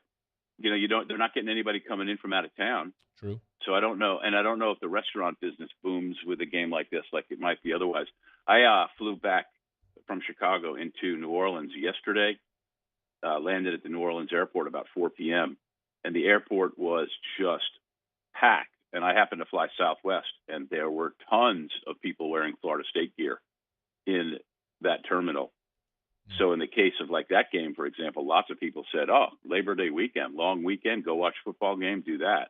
I don't know if this one has the economic impact that an out-of-town game does, but the most important economic impact is that all the money that would go to another school from another place will go to Southern, and that's a good cause. That is a massive deal financially for that Yes. athletic department. That goes without No saying. doubt. And with all of that money, they could buy an awful lot of beer. Oh, what is the malted liquor? What gets you drunker quicker? What comes in bottles or in cans? Beer. Can't get enough of it. Beer. How we really love it. Beer. Makes me think I'm a man. Beer. I could kiss and hug it, but I'd rather chug it. Beer. Got my belly out to here. Beer. I could not refuse it. Beer. I could really use a beer. Beer. Beer. All right, take it away. Well, it's not October yet, but it is Oktoberfest season. And I like Yingling as just a crawfish boiled beer, or just mowed the lawn. But Yingling's Oktoberfest is one of the many that I'm in the process of sampling for you over the next handful of Tuesdays, Matt. But Yingling's Oktoberfest, 5.3% alcohol, very, very nice in the bottle. And from the liner notes, Yingling is proud to offer our Oktoberfest as an homage to our German heritage. A true representation of the style, Oktoberfest is a blend of Tettnang and Hallertau hops, copper in color. It is a beautiful copper color. This medium-bodied beer is the perfect blend of roasted malts with just the right amount of hops that serves up a slightly sweet, toasted character and mild herbal bitterness. I had one last night and just loved it. I said, that's my beer for Matt. Well. And more Oktoberfests to come. Everybody's doing them. You know how much I like them. I love a brown ale. And this one is good. And it's a good price point on Yingling, as you know, and it's readily accessible everywhere. I came to really enjoy Oktoberfest beers last year because of this segment, and I'm very much looking forward to trying that one. He is Lee Fonzwag. Thank you, Lee. Bye, Matt. All right, we'll talk again next week. It's after further review. AFR. Brought to you by the Baton Rouge General Hospital, brgeneral.org, brgeneral.org for the Baton Rouge General Hospital, part of the Mayo Clinic Care Network, where, of course, your physician here locally is offered clinical collaboration with the experts at the Mayo Clinic at no extra cost to you. That's another way that the Baton Rouge General is expanding health care in the greater Baton Rouge area. Go to brgeneral.org to learn more about the Mayo Clinic or about all of the many services that they offer at the Baton Rouge General Hospital. If it is the Regional Burn Center at the Mid-City location, where they have reopened their ER. They reopened the ER amid COVID and then have kept it open to continue to serve the Baton Rouge area in an even greater manner. The Ascension Neighborhood Hospital, the Pennington Cancer Center there at the Bluebonnet location, and, of course, the Express Care locations all over the greater Baton Rouge area. It's the Baton Rouge General Hospital. Learn more at brgeneral.org, and that's brgeneral.org.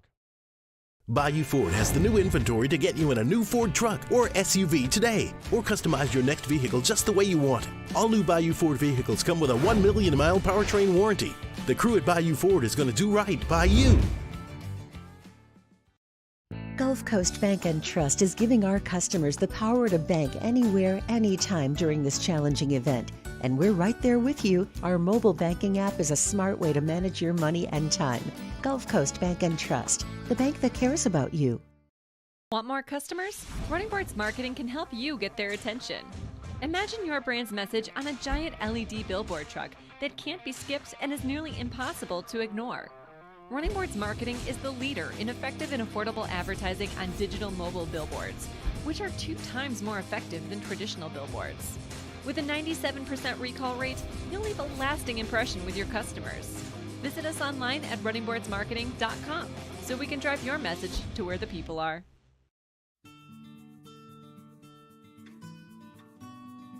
This is a house call. This is a follow-up appointment. This is a diabetes checkup. This isn't just more convenient care, it's more advanced care. This is innovating healthcare at Louisiana's #1 hospital, Ochsner. I've been doing business with Luba for 25 years. They're dependable, trustworthy. It's just the attention to detail with our clients. Our folks have years and years of experience. They're highly trained professionals, but many companies have that asset. What I'd like to think makes Luba a bit different is that we use those talents in a way that truly is dedicated to serving the needs of the folks who depend on us. I'm Jay Ducote. I grew up learning how to cook at LSU tailgate parties and right in my own backyard. And I created JD's Louisiana products to bring that Louisiana flavor to you at home for your backyard cookout. JD's Louisiana barbecue sauce, Louisiana molasses mustard, spicy and sweet barbecue rub, and more are available at your local supermarkets or by logging on to jducote.com/shop. Put in promo code CST for 25% off at checkout. Gulf Coast Office Products is a nationally recognized Savin office equipment dealer based right here in Louisiana. Over 100 employees strong, Gulf Coast has the boots on the ground to support all vertical markets from education, engineering, legal, and finance. With the latest in office technology from desktop to production segment units, Gulf Coast and Savin have the perfect fit for you. Call 225-756-2644. That's 756-2644.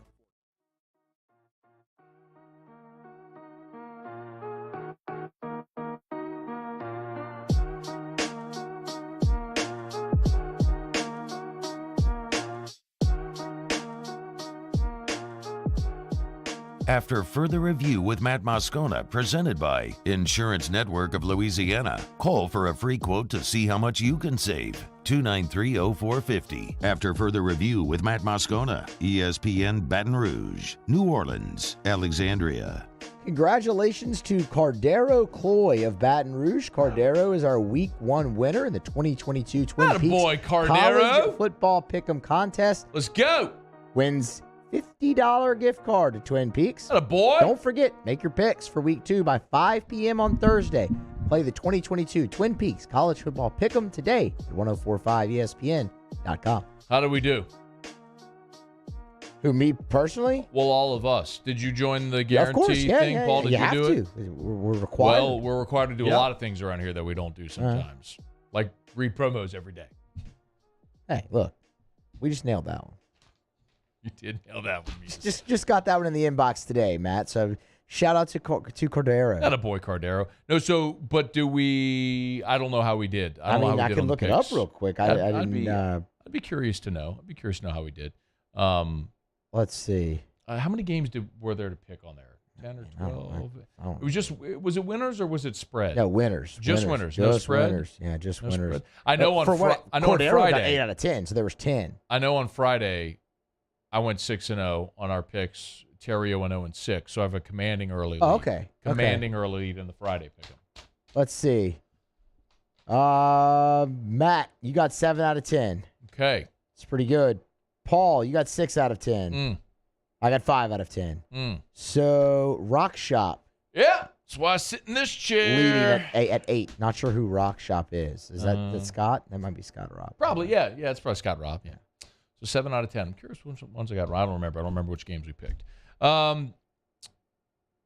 All right, it's after further review, so go make your picks. So even if you haven't signed up for the Pick'em yet, you've dug yourself a hole by not playing week one, but you can still win the weekly prize. If you win the weekly, you can win the $50 gift card. There'll be a different one every week, so go play. I got a text from a guy named John. This is on the show text line. You can always text me, 225-396-4400, 396-4400. What's the over-under on LSU winning 3 games this year? Okay. I only read that to point out that some people are stupid. And he is one of those very stupid people. I would like to say that maybe he's not stupid. That's just a stupid comment. But if you're going to say something that absurd, then chances are you are stupid. And he's probably stupid. Of course, LSU is going to win more than 3 games. I will remind you that a year ago, LSU lost to UCLA, managed to win 6 games last year, managed to beat Florida as a double-digit underdog, managed to beat A&M as an underdog a year ago. 2020, gave up a SEC record number of passing yards in your opener against Mississippi State. Of course, you started 1-2 after you lost to Missouri, and still then, you managed to win 5 conference games that year, including winning on the road as a double-digit underdog against Florida, beat Ole Miss, throwing for a bajillion yards in the rain. You all remember the season. You had a true freshman lead a comeback in the rain in Arkansas to win there at the gun. You're going to win games. There's always a portion of every fan base when you lose or the season opener, something doesn't go well, that you go to the extreme of show me where you're going to win a game. Well, teams get better over the course of a year. That's an inevitability. I mean, do you remember who won the 2014 national championship, the first year of the college football playoff? Do you remember? It was Ohio State with their 3rd-string quarterback. How could you forget fail for Cardale? But do you remember what that Ohio State team did week 1 of the season? They lost to Virginia Tech. Virginia Tech's a good team. No, not that Virginia Tech team. That Virginia Tech team went 6-6, beat Ohio State in the horseshoe in the season opener. Ohio State got much better as the season went along. I'm not sitting here telling you LSU's running the table and winning the championship. They're not. They have a lot of flaws. But they're not going to play as poorly as they did in spots. On Sunday, they're going to keep getting better. They're going to prove and they're going to win games. Just like it was hard for the 7th-ranked team in the country to go into the swamp and win, it's going to be hard for a lot of teams to come into Baton Rouge and win. And LSU's going to win plenty of games this year. I mean, I'm not telling you they're going to win 9. I told you at the beginning of the season I thought 9 was their ceiling. A lot of y'all thought I was way too hard. I said 9 was the ceiling. I also told you I thought 7 was the floor. And maybe 6 is the floor. Maybe I misjudged it by a game. Because I had them winning 8, but I hadn't beaten Florida State. So, we'll see how it all pans out for LSU this year. I would still think I had them at 8. I hadn't beaten Florida State. So I'll have them at 7. I think it's the way it'll go. They'll win games, and they'll lose games. More than anything, I want to see them continue to get better. And for whatever it's worth, bowl projections now that week 1 is in the books with Clemson beating Georgia Tech last night. ESPN's bowl projections, Mark Schlabach has LSU in the Liberty Bowl against Iowa State, and Kyle Bonagura has LSU in the ReliaQuest Bowl against Michigan State. By the way, that's the old Outback Bowl in Tampa on January the 2nd.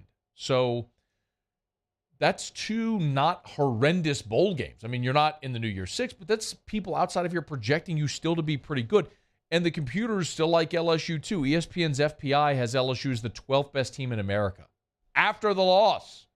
Now they're projecting them to go 7-5, but for what it's worth, they've got Mississippi State a spot below LSU at 13, Ole Miss at 17, A&M at 21. This computer hates A&M. I kind of do too.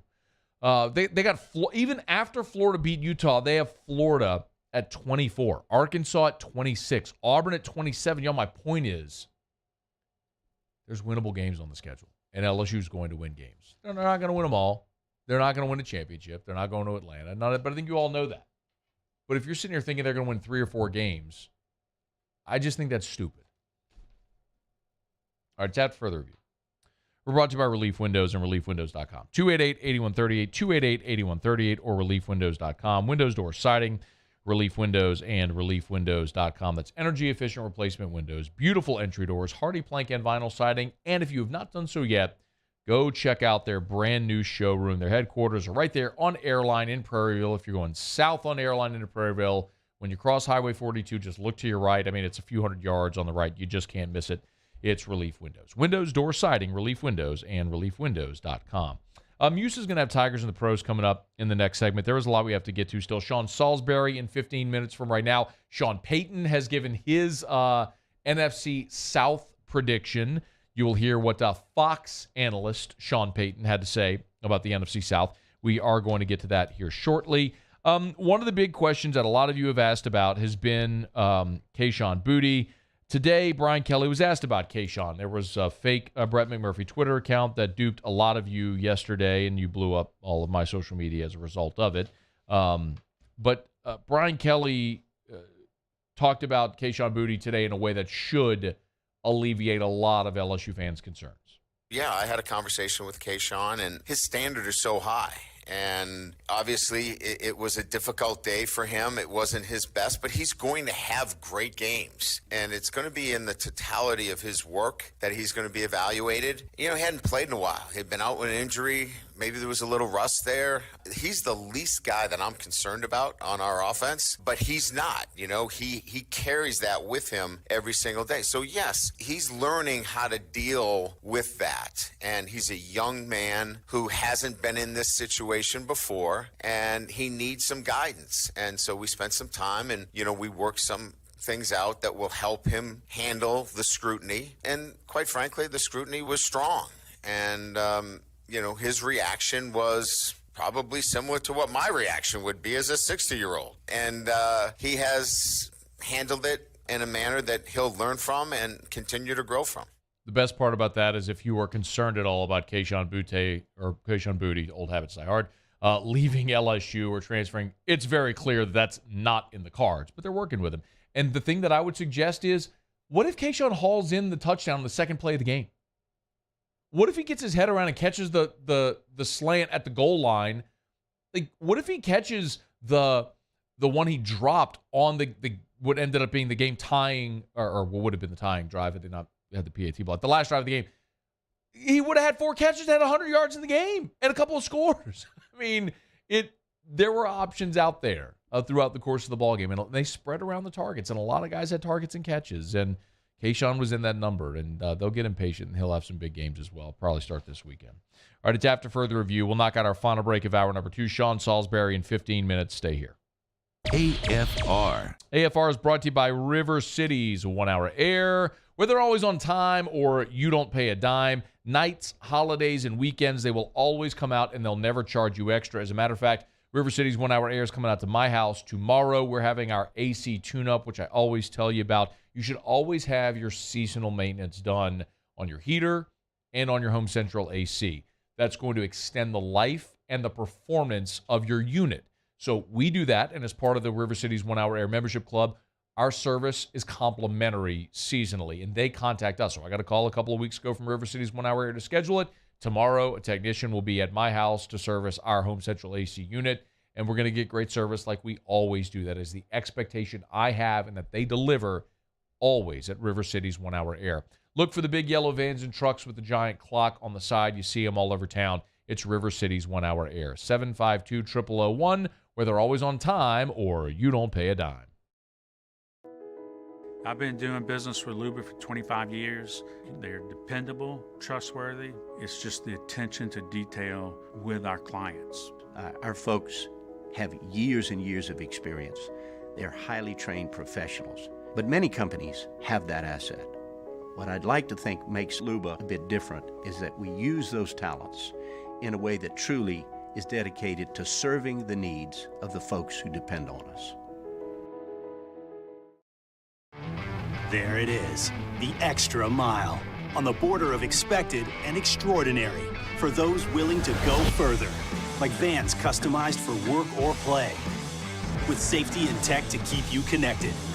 Supported by a 5-star sales, service, and finance team, and backed by the 1-star you know. So go the extra mile. It's never crowded, because so few have what it takes to go there. Mercedes-Benz Vans. ServiceMaster Elite create clean, disinfected work environments. As a local business, we take pride in serving the New Orleans and Baton Rouge areas. Our cleaning protocols follow CDC and OSHA standards for healthcare settings, offices, senior living, restaurants, and industrial plants. Contact ServiceMaster Elite to get your operation ready for reopening with germ disinfection cleaning. ServiceMaster Elite, the trusted choice in professional cleaning since 1996. This isn't just another day. It's so much more. Kelly's life was put on hold when her auctioneer primary care doctor discovered a rare blood disorder. Her doctor connected her to an auctioneer care team of cancer, heart, and kidney specialists. With multiple primary care locations around Baton Rouge, same-day appointments, and online scheduling, we're relentless about keeping you healthy. Auctioneer Baton Rouge, innovating healthcare for Kelly. Oh, hey, what's up? It's Big V and Bubba, 100.7 The Tiger Morning Show. We'd love for you to join us every weekday, 4 a.m. till 9 a.m. Yeah, everything you want in a show. Country music. We got laughs. We got celebrity in-studio guests. We just need you. Join us every weekday morning, 4 a.m. to 9 a.m., right where it all started. That's right. Louisiana's country station, 100.7 The Tiger. It's no secret. The best oysters in Baton Rouge are at Jolie Pearl Oyster Bar. Enjoy mouth-watering South Louisiana flavor and oysters from all over the country. And don't forget our nightly drink specials.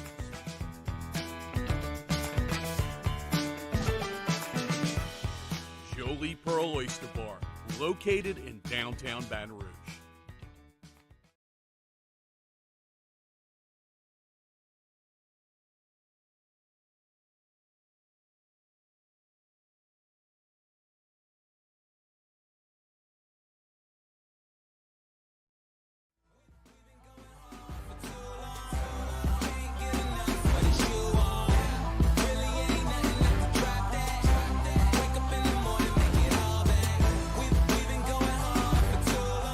After further review with Matt Moscona, presented by Insurance Network of Louisiana. Call for a free quote to see how much you can save. 293-0450. After further review with Matt Moscona, ESPN Baton Rouge, New Orleans, Alexandria.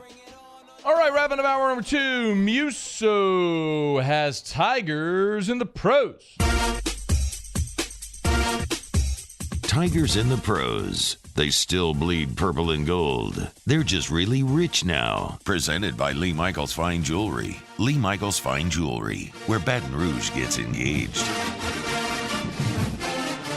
The NFL season gets underway on Thursday. The Rams will face the Buffalo Bills, and I'm here to tell you that your Fighting Tigers of LSU have the second most players on NFL active rosters, the 53-man, of any college in America that plays football. 53 former Tigers land on NFL rosters. Alabama, just 5 more than LSU, leads the way. You got to shout out Field Yates. He's the one who had the tweet earlier today. And the most interesting part about this, Bama with 58, LSU with 53, Ohio State 51. Big drop-off to Georgia at 43. Notre Dame's 5th on the list, but with 35. So put this into perspective. LSU at 53. Second. Notre Dame's 5 at 35. You're talking about 18 more players on 53-man rosters between number 2 and number 5. Like, that's the gigantic difference that we talk about all the time with LSU and Notre Dame. You draw a giant line after the first 4 schools, and you have a massive drop-off to a next tier. Could very well end up at 54 as well before the season's over. Of course, Odell Beckham set to come back from an ACL and will eventually sign with the team. And he will be on the 53-man when he signs with the team. Let's go, OBJ. It's Odell Beckham Let's go, Jr., OBJ. One of those things. Alex Bregman last night. Houston Astros, they were victorious 1-0. Bregman contributed a 1-for-4 effort with a single, did strike out once as well, was stranded on the base pass after that single, hitting 265 on the year. Major League Baseball tonight, Aaron Nola toes the bump for the Philadelphia Phillies. Nola looking for his 10th win of the year. 3.43 is the ERA. Struck out 190 in 170 and 2/3 innings pitched and walked just 22. That's Tigers in the Pros. Presented by Lee Michaels Fine Jewelry, LMFJ.com. LMFJ.com for Lee Michaels Fine Jewelry, where Baton Rouge goes to get engaged and has for 40 years. Gentlemen, thrill her with a gorgeous diamond that will make you a hero. You'll get a great deal and the Lee Michaels experience. 2 locations in Baton Rouge, corporate in Bocage, and in the Mall of Louisiana. 9 locations in all. Find that location at LMFJ.com. for Lee Michaels Fine Jewelry. Mark Ingram has changed his jersey number again. He will change to number 22 after the C.D. Douche trade. And the Saints have announced their team captains. They are Demario Davis, Jameis Winston, Cam Jordan, Ryan Ramczyk, J.T. Gray, and Alvin Kamara. That's a pretty good squad there. Of course, J.T. Gray, special teams captain. But Ramczyk, young guy, earning the captaincy on his jersey this year. And, of course, Jameis on the offensive side along with Ramczyk and Kamara. All right, it is after further review. We're glad you're hanging out with us here. We'll put a button on it. When we come back, Sean Salisbury, excited to have this conversation every week during football season. A segment talking college, a segment talking NFL. Former NFL quarterback Sean Salisbury joins us right after SportsCenter. Don't you move. AFR. Love telling you about the aesthetic medicine and anti-aging clinics of Louisiana. Bluebonnet in Baton Rouge, Ambassador Caffrey in Lafayette, and online at theantiagingclinics.com. Theantiagingclinics.com. Back to school time. Teachers, great back-to-school specials for you all this month at the Aesthetic Medicine and Anti-Aging Clinics of Louisiana. And they also have buy 2, get 1 free treatments on these laser treatments for the those red and brown spots that you get sometime on your face or your arms or your chest. If you get those spots and you want to take care of them, they can be unsightly and embarrassing. The laser treatments, buy 2 treatments, get 1 free all this month at the Aesthetic Medicine and Anti-Aging Clinics of Louisiana. The highest tech laser treatments in the world. They have them right there, and their expertly trained laser techs are there to serve you at the Aesthetic Medicine and Anti-Aging Clinics of Louisiana. Bluebonnet in Baton Rouge, Ambassador Caffrey in Lafayette, and online at theantiagingclinics.com. That's theantiagingclinics.com.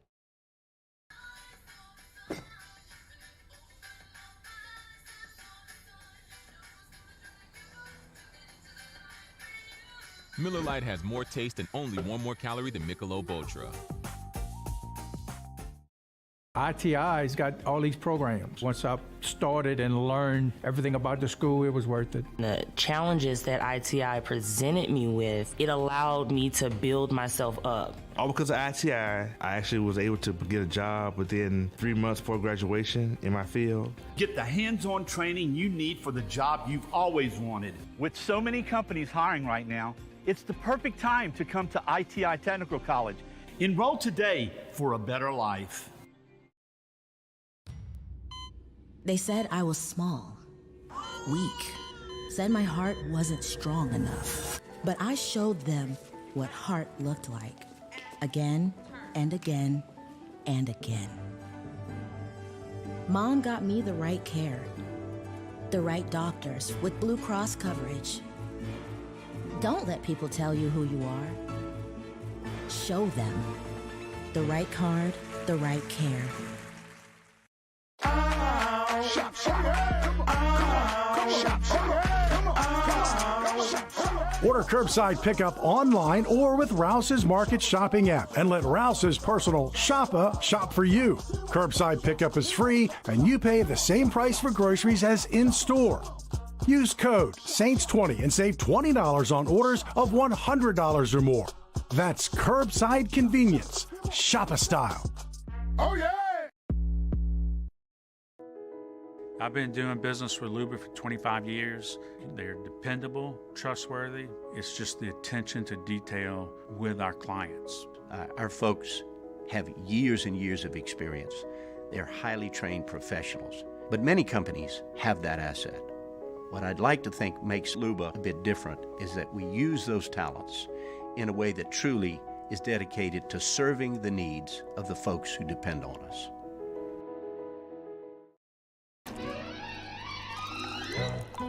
Le posso offrire un caffè? Andiamo insieme da me, non c'è. Call Mr. Electric today for electrical repairs, upgrades, and installations.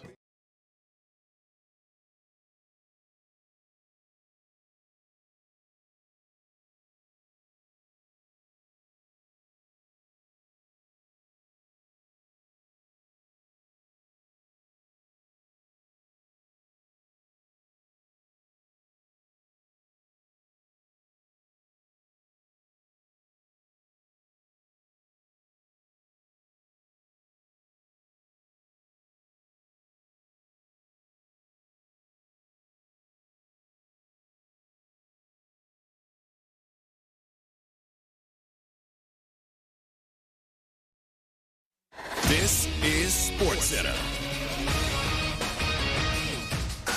I'm Christine Lisi. Confirmation today from Steelers coach Mike Tomlin that Mitchell Trubisky's their starting quarterback for Sunday's season opener against the Bengals. Pittsburgh making the right choice with Trubisky, according to ESPN NFL analyst Jeff Saturday. I think Trubisky should be your guy. They'll have a good defense. They'll have they have some skill guys on the outside. They got a good running back. But their offensive line is going to be ugly. Trubisky's going to run for his life a little bit, but I think he gives you the best chance to win and potentially stay in a playoff hunt. Don't know if you quite get there. Jeff Saturday on Barton Hahn. Rookie Kenny Pickett will be the backup. Tomlin said the Steelers are pleased with his development. Mason Rudolph, the third QB. Regarding yesterday's initial depth chart where Rudolph was listed as the backup and Pickett at number 3, Tomlin called that mix-up a clerical error. Women's quarterfinals at the U.S. Open. Ons Jabeur with a straight sets win over Ayla Tomljanovic. On the men's side, Casper Ruud defeated Matteo Berrettini in straight sets. More U.S. Open quarterfinals coverage in 1 hour on ESPN TV. The Yankees will place first baseman Anthony Rizzo on the IL with a back issue before tomorrow's doubleheader against the Twins. ESPN Radio is presented by Progressive Insurance. Progressive makes bundling easy and affordable. Get a multi-policy discount by combining your motorcycle, RV, boat, ATV, and more. All your protection in one place. Bundle and save at Progressive.com. Matt Moscona. I'm very important. After further review. Say it one more time. After further review with Matt Moscona. And here we go. ESPN Baton Rouge, New Orleans, Alexandria. Live from the Mercedes-Benz of Baton Rouge studios. Let's ride.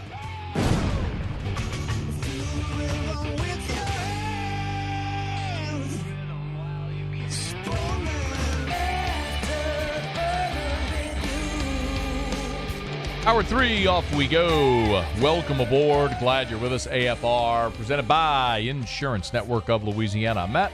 This is Shaq O'Neal, and I hate Matt. Paul O'Neal. They're chanting Paul O'Neal's name. Yusuf. And Mr. Toby Tom Plate.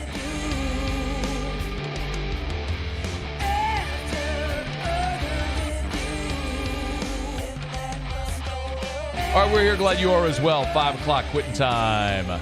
Glad you are driving home with us. Get to do it every Tuesday during football season. Visit with Sean Salisbury on Twitter at Sean Unfiltered. We get a good 30 minutes to talk ball. Sean, thanks as always, man. How are you? I'm doing great, man. Good to be on with you, Matty. Thank you. We always appreciate it. Hey, man, I want to start. It is NFL kickoff week. Saints are going to open up in Atlanta against the Falcons. Who do you have in the NFC South? Tampa Bay. Okay. Still, I do. I always, if things are equal or feel close, I always take who I think the better quarterback is. I do that whether it's high school, Pop Warner, or National Football League, or college. And now, obviously, it doesn't always work that way, but I think we're downplaying Tampa too much. And we'll get to New Orleans in a second. Why? I think the gap's closed. I think it's a two-horse race. I don't think Carolina or Atlanta are a threat. But I don't care about Brady's time off. He's proven to me over 22, 23 years that he can handle distraction and handle people saying stuff. And this is finally the year he's going to be done. There's 375 million reasons, and Mama at the house decides, dude, we're done with this. But go give it one more run. I don't care about the summer. I care about the interior offensive line, which concerns me. but I also know he gets the ball out of his hands, other than Rodgers, about as quick as anybody in the league because of his pre-snap ability to see things and anticipate, because you're not going to see much. You're not going to show him much that he hasn't seen, although the Saints give him trouble in the overall division defensively. But they have a great roster. They have a defense that flies around and is going to hit you. I think their defense is better. The only weakness they have on this team, the only one, is the interior line, and it is a big one. But until he proves me wrong, I'm going to trust that 5,300-plus yards and 40 touchdowns from last year, 40 touchdowns, 42, whatever it was, proves to me that the guy still – I'll trust him before I will some hot take artist sitting on TV telling me why they suck now. So they're still the team to beat in the division. The Saints are close. But let's say the Saints play Super Bowl defense and so does Tampa. And then you look at perimeter people, both have explosive players. However long Kamara's on the field. We know receivers. We know all those things. Both are well coached defensively and offensive coordinators who've been around these teams for a minute, and Pete and Byron Leftwich. It comes down to this. If it gets right down to the nut-cutting time, who do you trust with 4 minutes to go? Not saying Jameis can't, but most of the time the other guy that wears the jersey can. And I'm going to take 12 right now when it gets right down to it. Close. Maybe a game separates them, but it's a two-horse division. The other two teams will be out of it by the time we hit December. So what about the Saints do you like, and what are your questions? What I like about the Saints is I think Dennis Allen's done a hell of a job. One thing that concerns me, and it always does, not Dennis, it's anybody who goes from full-time coordinator to full-time head coach, replacing what I would consider a legend there, and having to focus when he's had such a good defense. And Dennis has earned this chance again. And then to go and be a guy who has to oversee not only the offense, defense, special teams, the media, the coffee in the building, when we're all those things, and you hire a good right-hand man, I get it, or woman, to make sure that you are lined up properly, to make sure the ops are done, and don't discount those things. It's tough to do both, especially early. I think Dennis can, but now you got to worry about, I trust the offense. I'm going to stay away. It's like Lovie Smith here. Defense coordinator, head coach, going to do both. And I know he's got a guy, but when you oversee what you've done, you still think defense. And how will he approach the offensive side of the ball and let Pete do his thing? So I love their defense. I love their perimeter people and their specialists. I love the moxie, and I think they pose the biggest problem to Tampa in this, not only in the division, but maybe defensively in the NFC, because they understand how to play it. But I don't have a lot of concerns. I just don't know what Jameis Winston's showing up. Injury, turnover guy, touchdown machine, protects it well last year before he gets hurt. And then all of a sudden, does he still have the guts to take the shots that we know he took in Tampa, as I've mentioned before, and still protect the football? We know what we're used to in New Orleans. We're used to great horizontal football, protect it, high completion percentage, play some defense, and then go explode and have all kinds of yards and touchdowns. Can he do that, but still take the vertical shots to stretch the field that I want him to take? And so when we say, well, do you think he's a good player? Hell yeah, I think he's a good player. Is he always a great decision maker? That answer is no. Is he a guy that I trust more than the guy in Atlanta, whether it's Mariota or a draft pick? Or right now, there's some similarities on protecting the football with Baker as well. So I don't know who's going to show up. If I get half of Tampa and half of New Orleans and put them together, New Orleans can win the division. All the rest of the situations are really good. Dennis back to being a rookie head coach here, not the first time in the league, but a rookie head coach, managing what you want to see on defense and an overall picture of your team. I think there's some people that are underrating the Saints. I think some people are highly digging the Tampa Bay Buccaneers grave way too early. I like the Saints. I've talked to a couple people that don't even have them making the playoffs, and I do. I have them as a wild card team because I think their defense is good enough and their perimeter people to hang around if Jameis plays smart. But I want him to have guts this year without throwing it to the other team and see how fully healthy he is. Sean, Saints won 9 games a year ago. Vegas has their total at 8 this year. You going over or under the 8?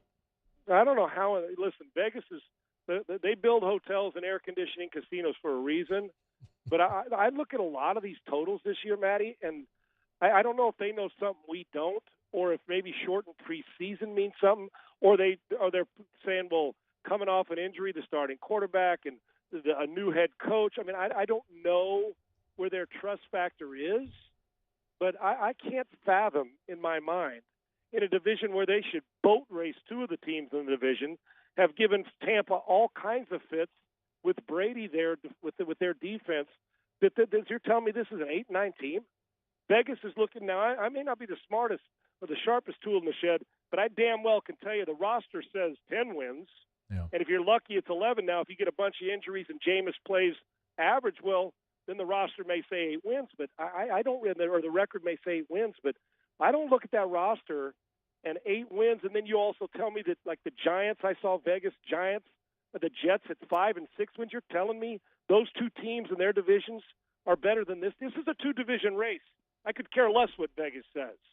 To me, if the Saints are an 8-win team, you and I ought to meet halfway walking between Baton Rouge and Houston and throw a party for the people and raise money for charity. I just have a hard time believing that. I know schedule-wise, I don't believe they're 8 wins. I just don't. I agree. I think you and I are probably this. I have them 10-7 in a wild card is where I think they are. 100%. That's exactly where I got them. How do you think they do this week? They're a 5.5-point favorite in Atlanta to open up. How do you see that game? Because Atlanta's got a lot of change over there as well. I think if you just make sure that you take away Pitts, who I think, Matty, and I'm sure you do too because you study this game hard, Kyle Pitts is going to be a freak show in the league. Yeah. Okay, he just is. I'm under the Belichick philosophy. They don't have a ton of weapons. Now you add Drake London, but he's a rookie. Now if Ridley was there and say they make a few plays, they could dynamic offense. They've got some players, but I just don't see how their quarterback yet.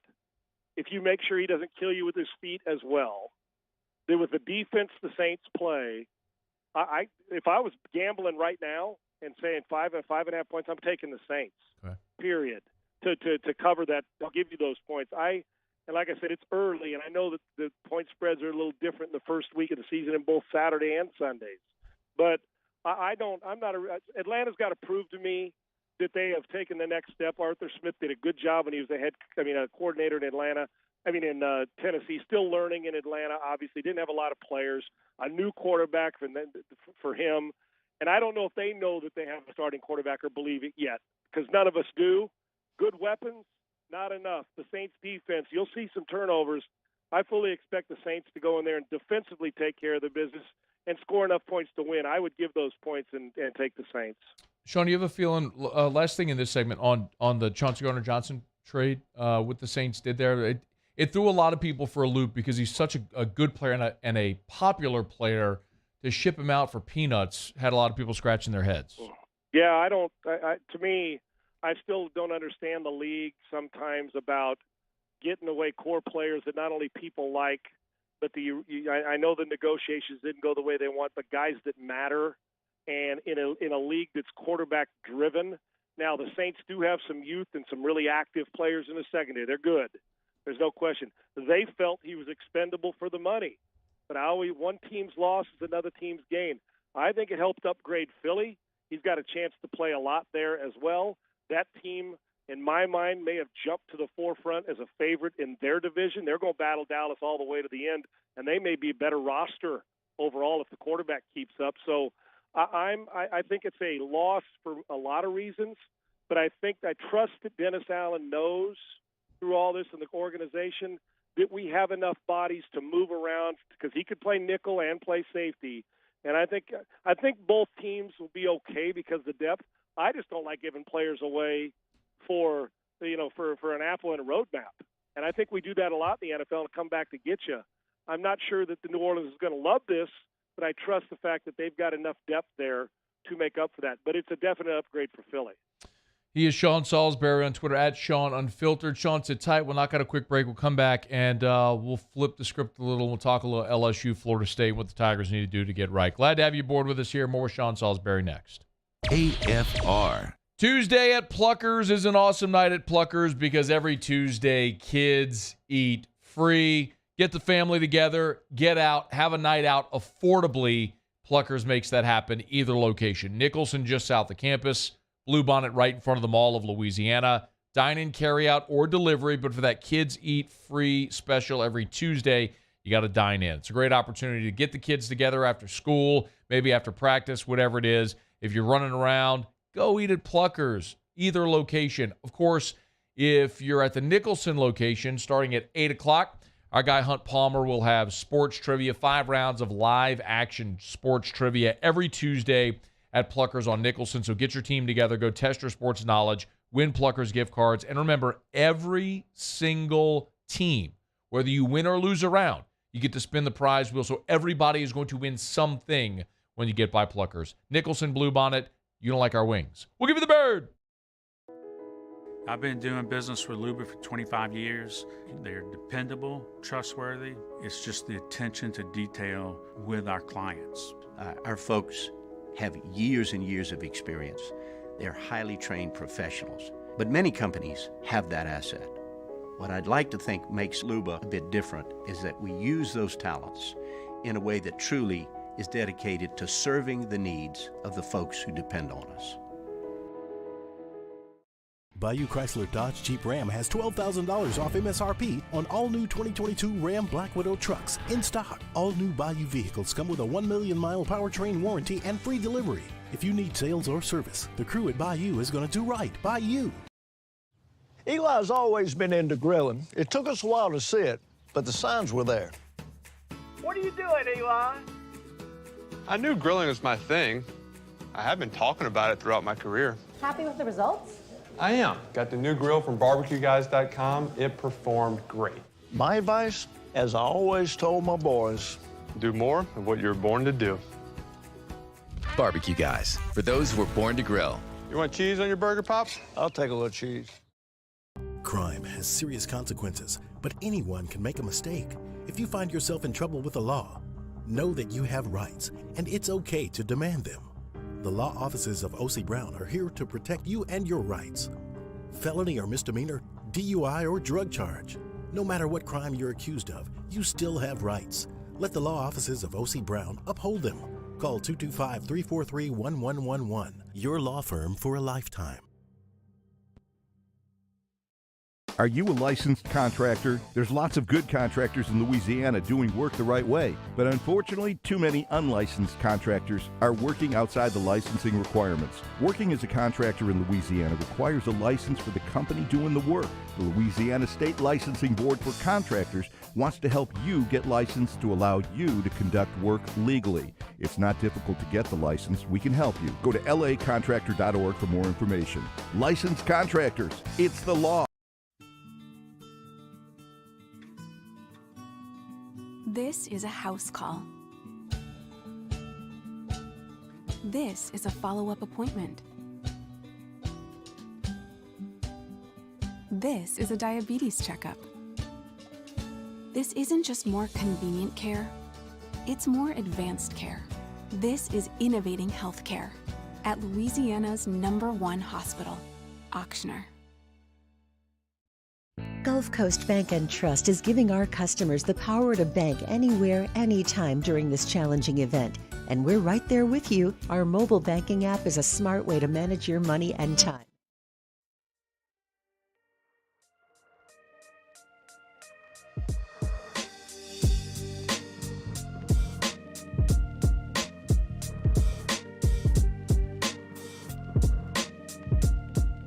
After further review with Matt Moscona, presented by Insurance Network of Louisiana. Call for a free quote to see how much you can save. 293-0450. After further review with Matt Moscona, ESPN Baton Rouge, New Orleans, Alexandria. All right, continue our conversation with Sean Salisbury, who's good enough to hang out with us every Tuesday for a couple of segments, 30 minutes of talking ball, NFL and college. Sean, let's flip it over to the college side. LSU just with a massively disappointing effort against Florida State in a loss. What was the single biggest thing that stood out to you watching that game? Well, I love the guts. They put themselves in that position. I love the guts in a phenomenal 99-yard drive that was set up by some other things. I don't know what the hell Florida State's thinking. You know, it's going hand-to-hand toss. I don't know what Mike Norvell's thinking. Maybe he's thinking he wants to give Deion Sanders the job next year, so let's try to screw this thing up. I don't know. I don't know why you would do that You don't. I hate to tell Mike this. Mike's a good coach, but you don't have the security that Brian Kelly and Nick Saban and a handful and Dabo Sweeney and a few others have. Kirby Smart in the league. So play smarter than that because it will come back and get them at some point. Things that stuck out. LSU's offensive line needs to get better. They do, Matt. We talked about that. They need to get better. Tackles for losses. Florida State was playing in their backfield. Sacks. That's one. Special teams was awful. Muffed punts, blocked field goal. Obviously, the blocked one at the extra point after the 99-yard drive. So, and to get themselves in position after being down a couple scores and then be recouping late, I do. You try to find. I'm not a big moral victory guy, Matt. I'm not. Especially with your LSU, you're playing that conference. They don't believe in moral victories. I can guarantee you, Brian Kelly doesn't either. And nor should he. Moral victories are for the team that's a 40-point underdog and keeps it to within a touchdown, which they had no chance to win. That's a moral victory, not LSU in Louisiana playing Florida State. So offensive line got to get better. I did not like, the sluggish start, but Jayden Daniels showed me although there wasn't a lot of big yards and a lot of completions, but his feet and his arm both are going to help them in his experience. But they could have rolled up and gone home because there were some really, really missing parts to that with the special teams and the offensive line. But they hung in there, man, if that's as moral as it gets. But you look ahead because it's going to get tougher, and LSU knows this. And I'm not so sure it's overly a shock that they played at times like that, even though Brian Kelly's organized and his teams usually don't beat themselves. Maddie, think about this. Florida State played a 0-week game. I hate the term 0 week because people play. You and I talked about it. But they had a chance to go through the nonsense the first week of 0 week and get it in. This was basically okay, let's try to get through it. And you can't play good teams and turn it over and give up sacks and chase the whole game and expect to win. And when special teams, there's things that turn games around. Turnovers and sacks in your own zone do. But special teams will change the game around in a hurry, and we saw the result. When you saw those special teams gaffes, Sean, a lot of it is elementary. But yep, how do those things happen, and how easy are they to fix? They should be pretty easy to fix, and if you come from the Brian Kelly school or anybody that head coaches that you see on the field, we say it's a third, Maddie, when in game time, but you don't spend a third of the time on a football practice field with your special teams. You just don't. Now, there are a lot of pre-practice, a lot of post-practice. Trust me, and on those teams I've been on. And then you'll do stuff during practice where you mix it in. But you do not. No team devotes a third of their practice to special teams. They just don't. Maybe in private work on the side, holder, snapper. But because a lot of those guys are also playing. They're playing, so you just don't. So that's part of it. And yes, they're fixable. Now, listen, if you're talking about if your punter's shanking them all the time, or you got a kicker that just can't kick under pressure, eventually that will rear its head. And the way that's fixable is you change the kicker, you change the punter. If you got a guy fielding punts, as I think Brian said that he had a good week of practice, but laid a couple down the game, which was shocking. So even to Brian Kelly, but if that continues to happen under game situations, then you got to look into can anybody back there handle the pressure of doing that? So there's things. It's not just physical. A lot of times, what it is, Maddie, in special teams is they know a guy gets a little bit cute, and I'm not even just referring to LSU game. I'm talking about when you see breakdowns is running down on kickoff. They're told, dude, you keep everything. You're the outside guy. Force it inside. If they break your contain and you get hooked, that's on you. That's a mental mistake. That's not a physical error. I don't care if you got to run 4 yards out of bounds. You do not let them get inside. Then there's if a guy's running down, he's the 2, and he's running down, and he sees that he's going to cross his 2 to get into the 1's lane. We number them, and he crosses, and what they do, they set it up because they've watched on tape, and you'll say, okay, put your foot in the ground, and the return team come back and seal off number 2 because he overran the hole. Those are these special teams geniuses, and they study it. If you're out of your lane by a 3 feet, they will find it. And it's the same with, the snaps and special teams. You can't kick an extra point low. You just can't. It's not a 60-yard field goal. You got to get some loft on it. And then easy penetration. You got to find a way. Those things are fixable because these are Division I, Power 5 football players that know how to do it. But it's a concentration and a mental thing. Most of the time when I see or have been a part of a team that's had a special teams there. Every now and then a guy will go down and give you a knockout shot. It's just a great football play. Or a guy breaks through and he's got 4.3 speed, and it's like, okay, what are you going to do to that? He's just better. We got to take the L. Most of the time you'll look back and they'll go through that special teams on tape, and they'll say, you stepped right when you should have stepped left. That gave them a small gap, and they found it. Happens all the time, my friend. Yeah. It does feel like the special team stuff is correctable. Yep. It's very fair to ask how much better can the offensive line actually be. And, Sean, I guess if there's one degree of solace, which I've said here, it's, yeah, the offensive line clearly has issues, but how many times are you going to face a defensive line as good as Florida State, which we talked about for 2 months was the strength of their team, and they showed it against a young, inexperienced LSU offensive line. But realistically, how much better can they get? Yeah, you're exactly right. You'll see if you were to play Clemson, that defensive front is frightening. We know Alabama's physical, but you're not going to come less than 10 of them in the country that, like, you go and you say, okay, this is different. There's good ones that if you play poorly, they'll execute it. But when you're just talking about guys that can beat you and are just better than you because they're so good, not many. There's not many. It's LSU. They know how to get players. But then also comes the scheme. And as you look forward, Matty, if you run into teams that you feel like they can get pressure, or they're pressure teams, or they can get you with 3 or 4 or 5 guys rushing, then you got to decide down the road. Now, we know Jayden's got great feet. Is one, do we keep an extra guy in and max, a couple guys in and max protect, which limits the number of bodies we can get out? Judicious in your decisions on when to run empty backfield and get them out. Do you trust the 5 guys, and when to chip and when to get out? Those are all game plan situations that next week won't be as difficult. 3 weeks from now when you're playing somebody else, it may be, but you're not going to run into the front that you saw unless there's a handful of teams in the country that'll have more than 1 or 2 guys you say they're Sunday players on. Now, you may find one, but when a team's got more than 1, 2, or 3, like you saw Georgia last year, Georgia this year, Florida State, Clemson, we're talking a different layer and a different type of person at that position. Probably should have spent more time with you talking specific and going deep dive quarterback here, but let's do that now. We got a couple of minutes left on Jayden Daniels, who was very efficient, Sean. He completed 75% of his passes in the game, and I saw the adjusted completion percentage was actually something like 85%, right, despite all the pressure he was under. So tell me what you, in watching him sort of in a technical way, what did you like? Where would you like to see him improve? I did. I thought he made, as he got going, in clutch and important. It seemed to me, now this is just from the naked eye, I have not gone back, which I did tape the game, and watched before you normally I would, but with fine-tooth comb, the Monday holiday got me, sorry, brother, with fine-tooth comb, fine-tooth comb, and say, okay, this decision. It looked from the naked eye watching the plays and the game that as the pressure rose, he performed better, which, Matty, better to have it that way than the other way around. And he was efficient.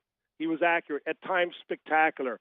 His feet, we know. The key is when to bail out and when not to, and maybe you hang in there for a split second longer and sidestep to make big plays. They're going to have to get more separation. We know their star player didn't have his best game, and that whole situation becomes a bit of an issue that's got to get fixed. But more explosives, Matty. It's great to be efficient. It is. I want a guy, get me completions and make the simple play. We got a chance. But there's going to come a point in time while you're protecting it, it's the first game and your first time with this offense in a game, that he saw some explosives with his feet, and you saw him perform under pressure, coming out of the locker room, attacking. I love to play to win, but you can't get to the point where it's, okay, let's get this game, let's play not to lose, and then we'll hang on close enough to fight our way back. I would like to see a little bit more aggressiveness with more shots and more chances, and that means even if you got to move the pocket and you've got to change his launch point, but I think they're on to say he's a good player. He really is, and he's got a wonderful skill set. But you're not going to be able to live in that conference and to be in the national title picture, what they're not going to be in, but live in that conference and survive it by, I hate to say this, by being in 17, 14 games. They're too good. You won't last. Now, if you could keep the other team down, great. But you're going to run into a lot of good quarterbacks and offenses in the league. And at times you're just going to have to flat out match them. I call them chunk plays or explosives. In the passing game, it's going to have to get better to move forward. Brian Kelly knows this. So do you, so do I. But the question is, can we hold on to the ball long? How do we manufacture play action or get him on the edge? They're going to have more explosive plays to keep up with the big boys, because while Florida State's good, the big boys are still coming down the pike. Rams or Bills on Thursday? I got Buffalo on the road. I Okay. think Buffalo's I like the Rams, and the question for me is how really healthy is Matt Stafford? And I think he'll be fine. I don't think it'll be a big deal, but tough to go back to back. And I know it's early in the season. I know it's on the road. Sometimes, remember last year Buffalo played Pittsburgh and stunk up the joint at home to open the season. Yeah. Sometimes going on the road, Matty, in an opener where all that pressure, everybody expects Buffalo to be a Super Bowl team. Sometimes going on the road, get out of the ticket business and the distraction business can help you get started quick. I just think Josh Allen's as explosive a player as we have in the league. I think it's going to be higher scoring than people think in the first game. Josh Allen's the difference. He's going to outplay Stafford in this. I got Buffalo in that 3 to 5 point range victory. Sean Salisbury on Twitter at Sean Unfiltered with us every Tuesday for a good half hour. We appreciate you, man. Thank you. I love you, brother. Thank you. Thanks very much. Ditto, man. We'll talk next week. That's Sean Salisbury. This is After Further Review, brought to you by GMFS Mortgage, gmfsmortgage.com, changing lives. Since 1999, home buy, refi, construction loans, they do it all. It's GMFS Mortgage. Y'all check them out. Of course, go to the website. Hit the loan officer tab at the top. Find that local loan officer nearest you. If you want to get your financial house in order, GMFS Mortgage can help. Maybe a cash-out refinance, do some home improvements if that's what you're looking for. Our state's largest local lender, it's GMFS Mortgage, voted by the Baton Rouge Business Report best place to work in Baton Rouge. GMFS Mortgage and GMFSmortgage.com. Man, we always appreciate Sean Salisbury. Just a great half an hour of our week where we go deep dive into the technical nature of the game. So it's so much fun to have someone with that much experience who can explain it so well join us for a good solid 30 minutes. So we appreciate Sean for doing it every Tuesday, and appreciate all of you for being here as well. If you're watching, by the way, on YouTube, do us a solid, smash that like button, subscribe up to the Watch 104.5 ESPN YouTube channel. And you can always catch us on demand at the AFR, LSU, or Saints YouTube channels, and AFR On Demand, however you get your podcasts. Just search After Further Review. AFR On Demand is presented by Breck Golf, where you can book your tee time, golf.breck.org. We'll knock out a quick break. Otter coming up in about 15 minutes. Find out what we're betting on tonight. When we come back, we've gone through a lot of what Brian Kelly had to say when he met the media today. He did talk about Ali Gaye's targeting. He did talk about LSU going tempo. And, by the way, former Saints coach, now a Fox analyst, Sean Payton, did give his pick for the NFC South. Let's hear what Sean Payton had to say when we come back on AFR. AFR. Chatted earlier today with Miss Teresa over at Clegg's Nursery, and boy, they are getting ready. It is just about that time when the fall decor, the pumpkins, are going to be in hopefully by Friday. We'll let you know whenever they do, in fact, have them. But right now, it is time to plant that fall garden. If it's the fall vegetable garden, they've got Johnny Naylor seeds, your fall bedding plants, those patio pots and flower gardens. They've got them all. The garden mums, the ornamental peppers. You want to look like fall? It is time, y'all. It is September. Before you know it, Halloween's going to be here. Get by Clegg's. New shipments of flowers every single day. So get on by and see our friends at Clegg's Nursery, any of the 4 locations. Of course, for all you deer hunters, they've got your buck busters, the Mobucks, the deer corn, the rice bran. They've got it all at Clegg's Nursery. So visit any of the 4 locations in the greater Baton Rouge area. Buy local, shop local, tell them Matt sent you. To Clegg's Nursery. Gulf Coast Bank and Trust is giving our customers the power to bank anywhere, anytime during this challenging event. And we're right there with you. Our mobile banking app is a smart way to manage your money and time. Gulf Coast Bank and Trust, the bank that cares about you. I've been doing business with Luba for 25 years. They're dependable, trustworthy. It's just the attention to detail with our clients. Our folks have years and years of experience. They're highly trained professionals, but many companies have that asset.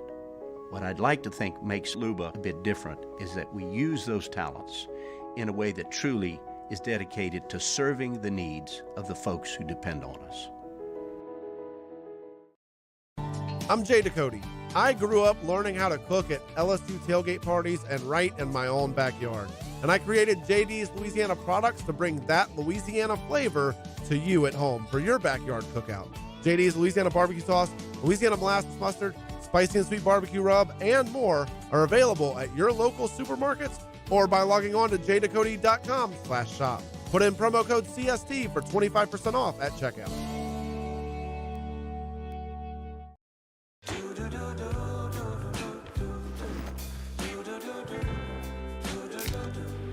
I've got that blue sky, I've got that sunshine. Gulf Coast Office Products is a nationally recognized Savin office equipment dealer based right here in Louisiana. Over 100 employees strong, Gulf Coast has the boots on the ground to support all vertical markets, from education, engineering, legal, and finance. With the latest in office technology, from desktop to production segment units, Gulf Coast and Savin have the perfect fit for you. Call 225-756-2644. That's 756-2644 for Gulf Coast Office Products. ServiceMaster Elite create clean, disinfected work environments. As a local business, we take pride in serving the New Orleans and Baton Rouge areas. Our cleaning protocols follow CDC and OSHA standards for healthcare settings, offices, senior living, restaurants, and industrial plants. Contact ServiceMaster Elite to get your operation ready for reopening with germ disinfection cleaning. ServiceMaster Elite, the trusted choice in professional cleaning since 1996. This isn't just another day. It's so much more. Kelly's life was put on hold when her auctioneer primary care doctor discovered a rare blood disorder. Her doctor connected her to an auctioneer care team of cancer, heart, and kidney specialists. With multiple primary care locations around Baton Rouge, same-day appointments, and online scheduling, we're relentless about keeping you healthy. Auctioneer Baton.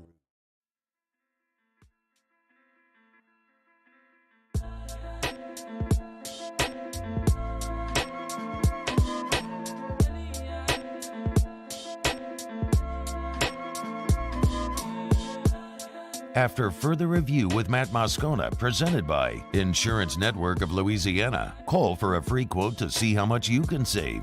293-0450. After further review with Matt Moscona, ESPN Baton Rouge, New Orleans, Alexandria. One of the things that kind of got lost in the shuffle on Sunday with, of course, LSU losing to Florida State in the manner in which they lost is that LSU did land a commitment for the class of 2024. Four-star cornerback Zion Ferguson. He's out of Georgia, Grayson High School. It's the third commit now from Grayson High School. Tigers already have JoJo Stone and Michael Daugherty committed for the class of 2023 out of that school. And now for 2024, they've got Zion Ferguson. And it's interesting because he's good prospect, 4-star, 6 foot, 161 pounds. He's the number 16 cornerback in the country. I always look at where else he had offers. Georgia, Florida State, Auburn, Arkansas, Kentucky. That's pretty good company that he keeps with the offers that he got that LSU beat out. And I know sometimes you fans worry about recruiting whenever a team loses a game, but I learned this lesson a long time ago, and I got enough friends that are in the recruiting business and cover that have explained this enough times over the years, and I've just come to believe it and understand it. Recruits just look at things through a different lens than a fan does. You see a team lose, and a recruit says, "Oh, I can be the difference." Recruits that you see your thinnest spot. Recruit says, "Oh, I can go play immediately." They just look through a different lens. Can I play now? Can I get to the NFL? Who is recruiting me? What is the relationship I have with the recruiters? When we did around the SEC earlier, Muse mentioned the stat that Field Yates threw out. Most players most college programs with the most NFL players on 53-man rosters here in week one. Alabama with 58. LSU is second with 53.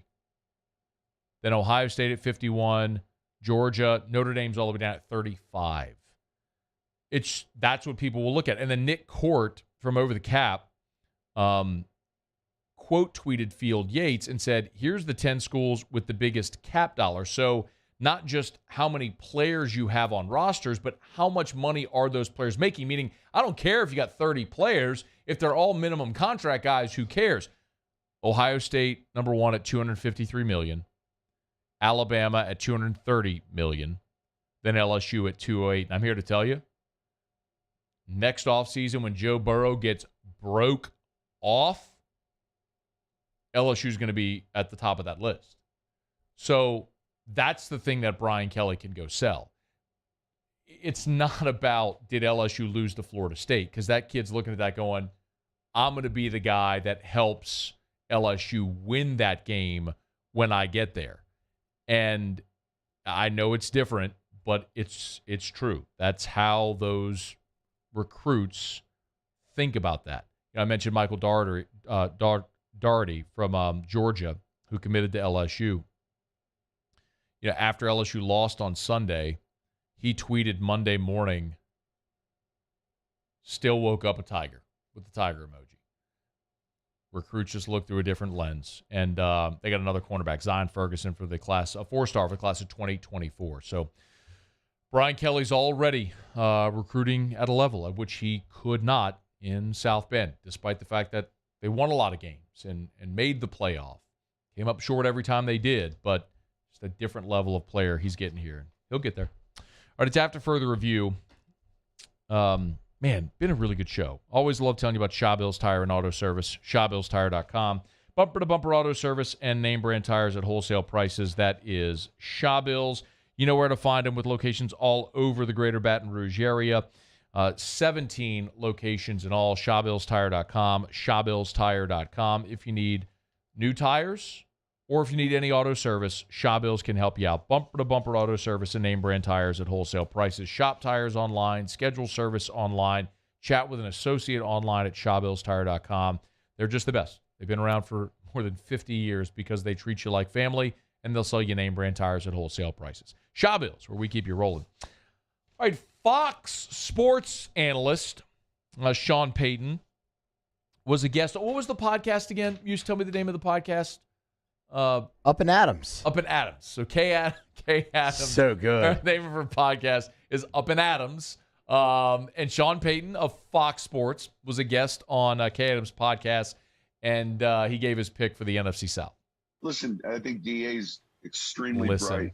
He's been a head coach. I think that it's a great situation that he's coming into. I think he said that already. There's a lot of continuity there. Mickey Loomis has been the GM there for, the whole time I was. And they've got a veteran team. They've got a team that I think wins the South this year, not Tampa. And I think defensively you'll see one of the better defenses in our league this year. Okay, so maybe a little biased. Yeah. And maybe I am too. But don't I try to put bias aside when I make my picks? Like, I tell you what I think. And I still, look, I made the pick, 10-7. There'll be a wild card. But you're starting to see more and more of the national media believe in the Saints. And the most interesting part about the Saints are how diametrically opposed the arguments are. Meaning, you could look at the Saints and you could say, hey, they were 9-8 last year, even with all those injuries. They started 4 different quarterbacks throughout the course of the season.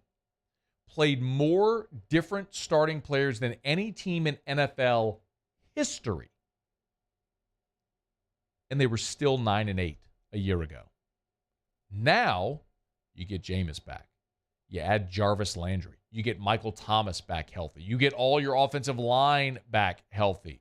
You draft Chris Olave. You add Tyrann Mathieu to your defense. You look and you go, you were 9-8 a year ago with all of that massive turnover. Now you get all these guys healthy, and you add Jarvis and Tyrann. I mean, of course they're going to be better than they were a year ago. So you got 2 very different camps on the Saints. And Vegas has them at 8. I have them over 8. I think Vegas is undervaluing New Orleans, and it is interesting to see how many people are coming around on these Saints. And we'll start to get those answers on Sunday when they head to Atlanta to take on the Falcons in the Georgia Dome. not the Georgia Dome, in Mercedes-Benz Stadium. How about that deep dive? They blew that building When up. did they blow that up? It was so weird being in Atlanta for SEC Media Days because we stayed at the Omni, and the Omni is what's attached to the CNN Center.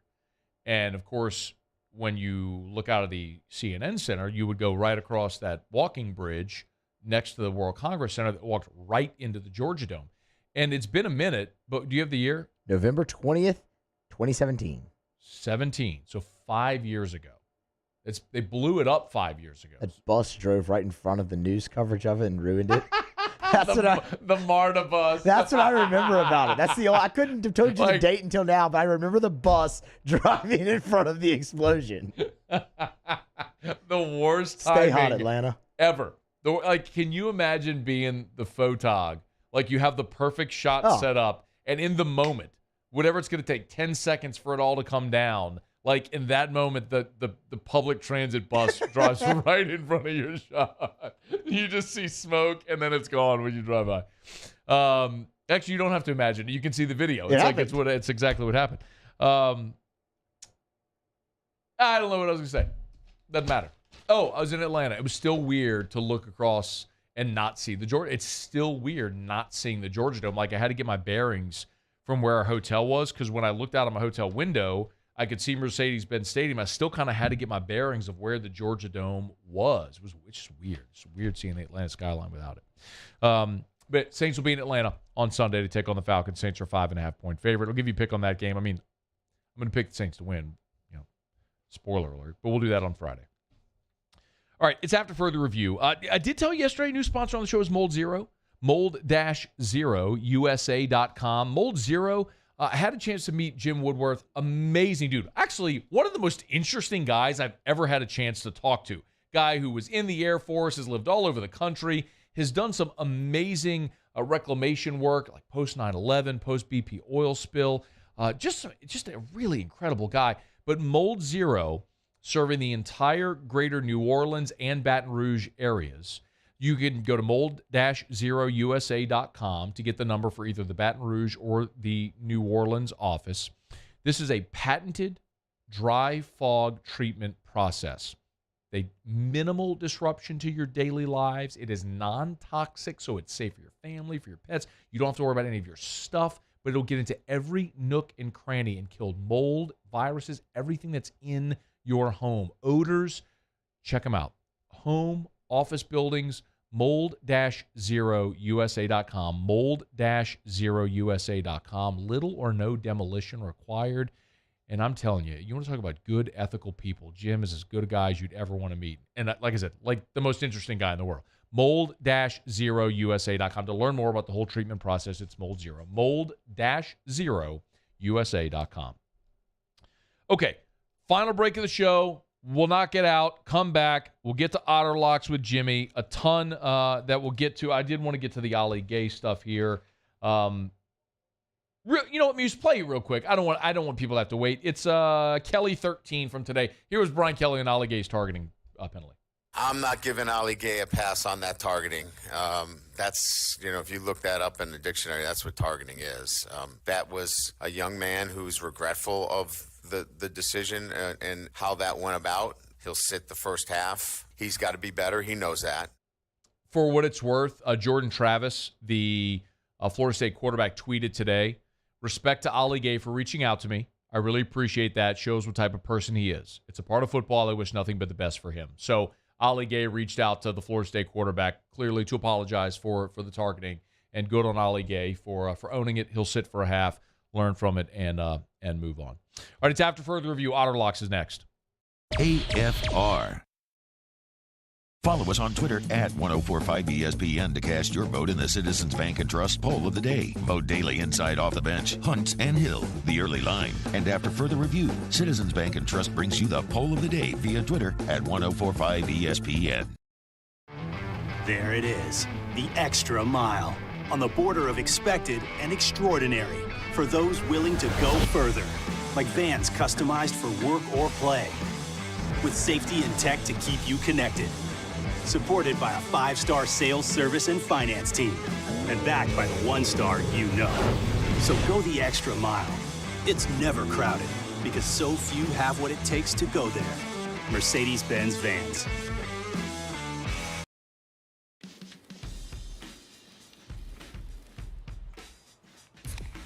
Light beer shouldn't taste like water. Miller Lite has more taste and only 96 calories. It's Miller time. Oh, hey, what's up? It's Big D and Bubba, 100.7 The Tiger Morning Show. We'd love for you to join us every weekday, 4 a.m. till 9 a.m. Yeah, everything you want in a show. Country music. We got laughs. We got celebrity in-studio guests. We just need you. Join us every weekday morning, 4 a.m. to 9 a.m., right where it all started. That's right. Louisiana's country station, 100.7 The Tiger. It's no secret. The best oysters in Baton Rouge are at Jolie Pearl Oyster Bar. Enjoy mouth-watering South Louisiana flavor and oysters from all over the country. And don't forget our nightly drink specials.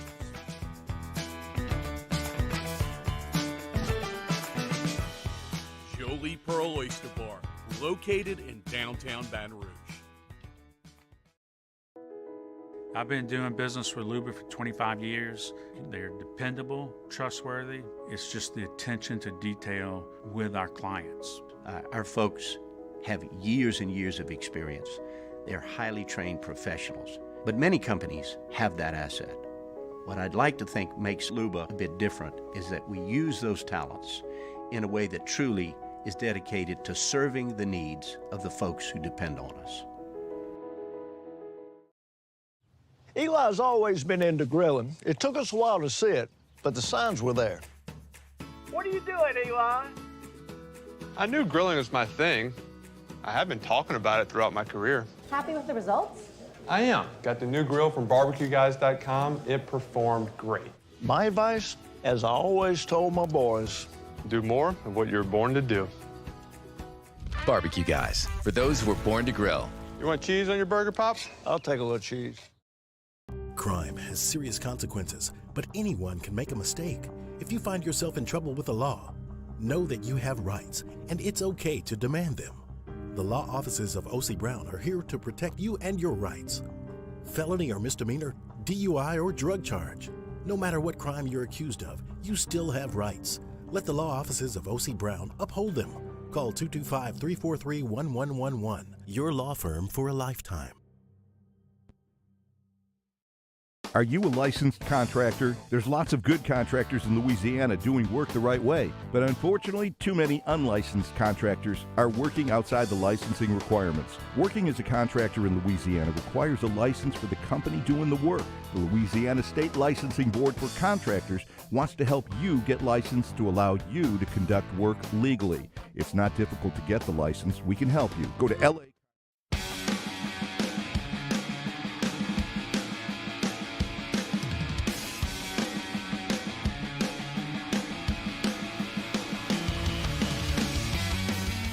After further review with Matt Moscona, presented by Insurance Network of Louisiana. Call for a free quote to see how much you can save. 293-0450. After further review with Matt Moscona, ESPN Baton Rouge, New Orleans, Alexandria. Down the stretch we come. Final segment, Tuesday edition of AFR, presented by Insurance Network of Louisiana. Better coverage for less money. Give a buzz, 293-0450.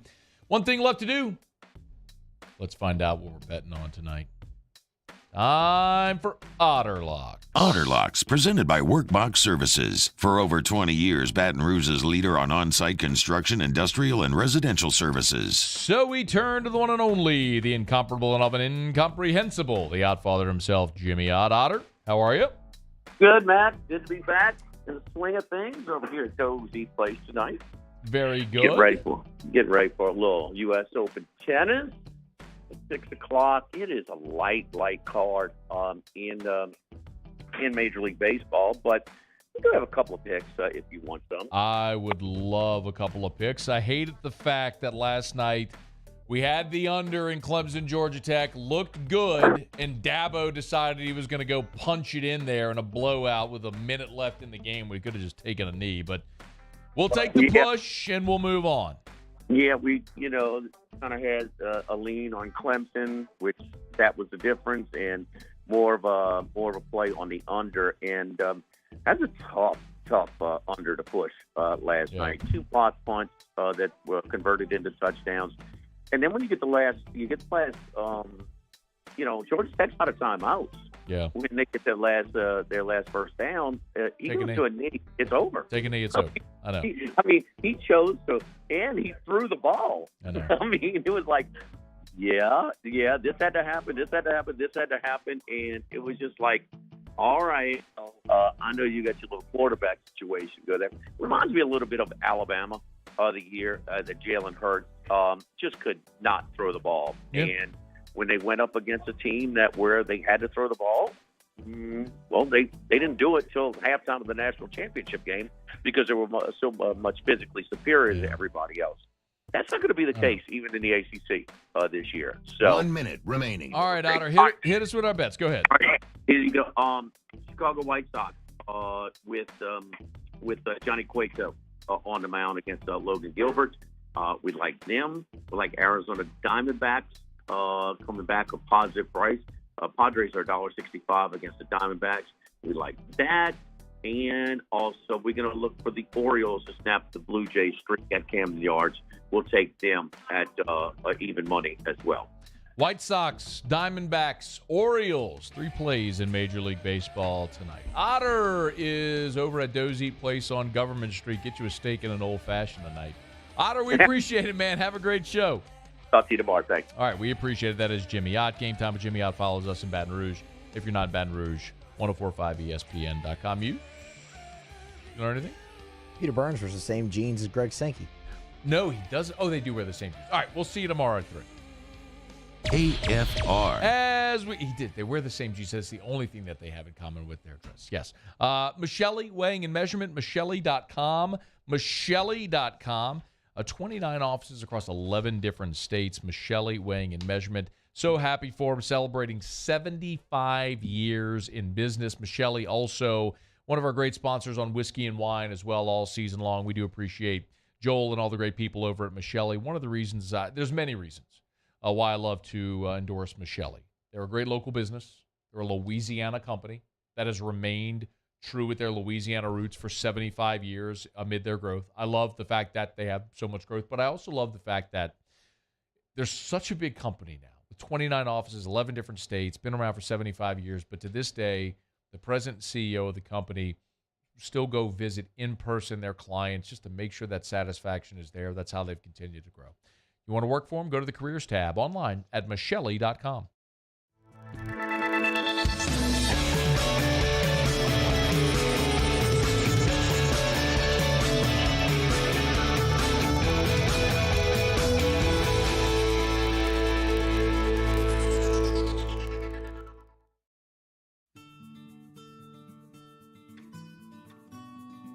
This is a house call. This is a follow-up appointment. This is a diabetes checkup.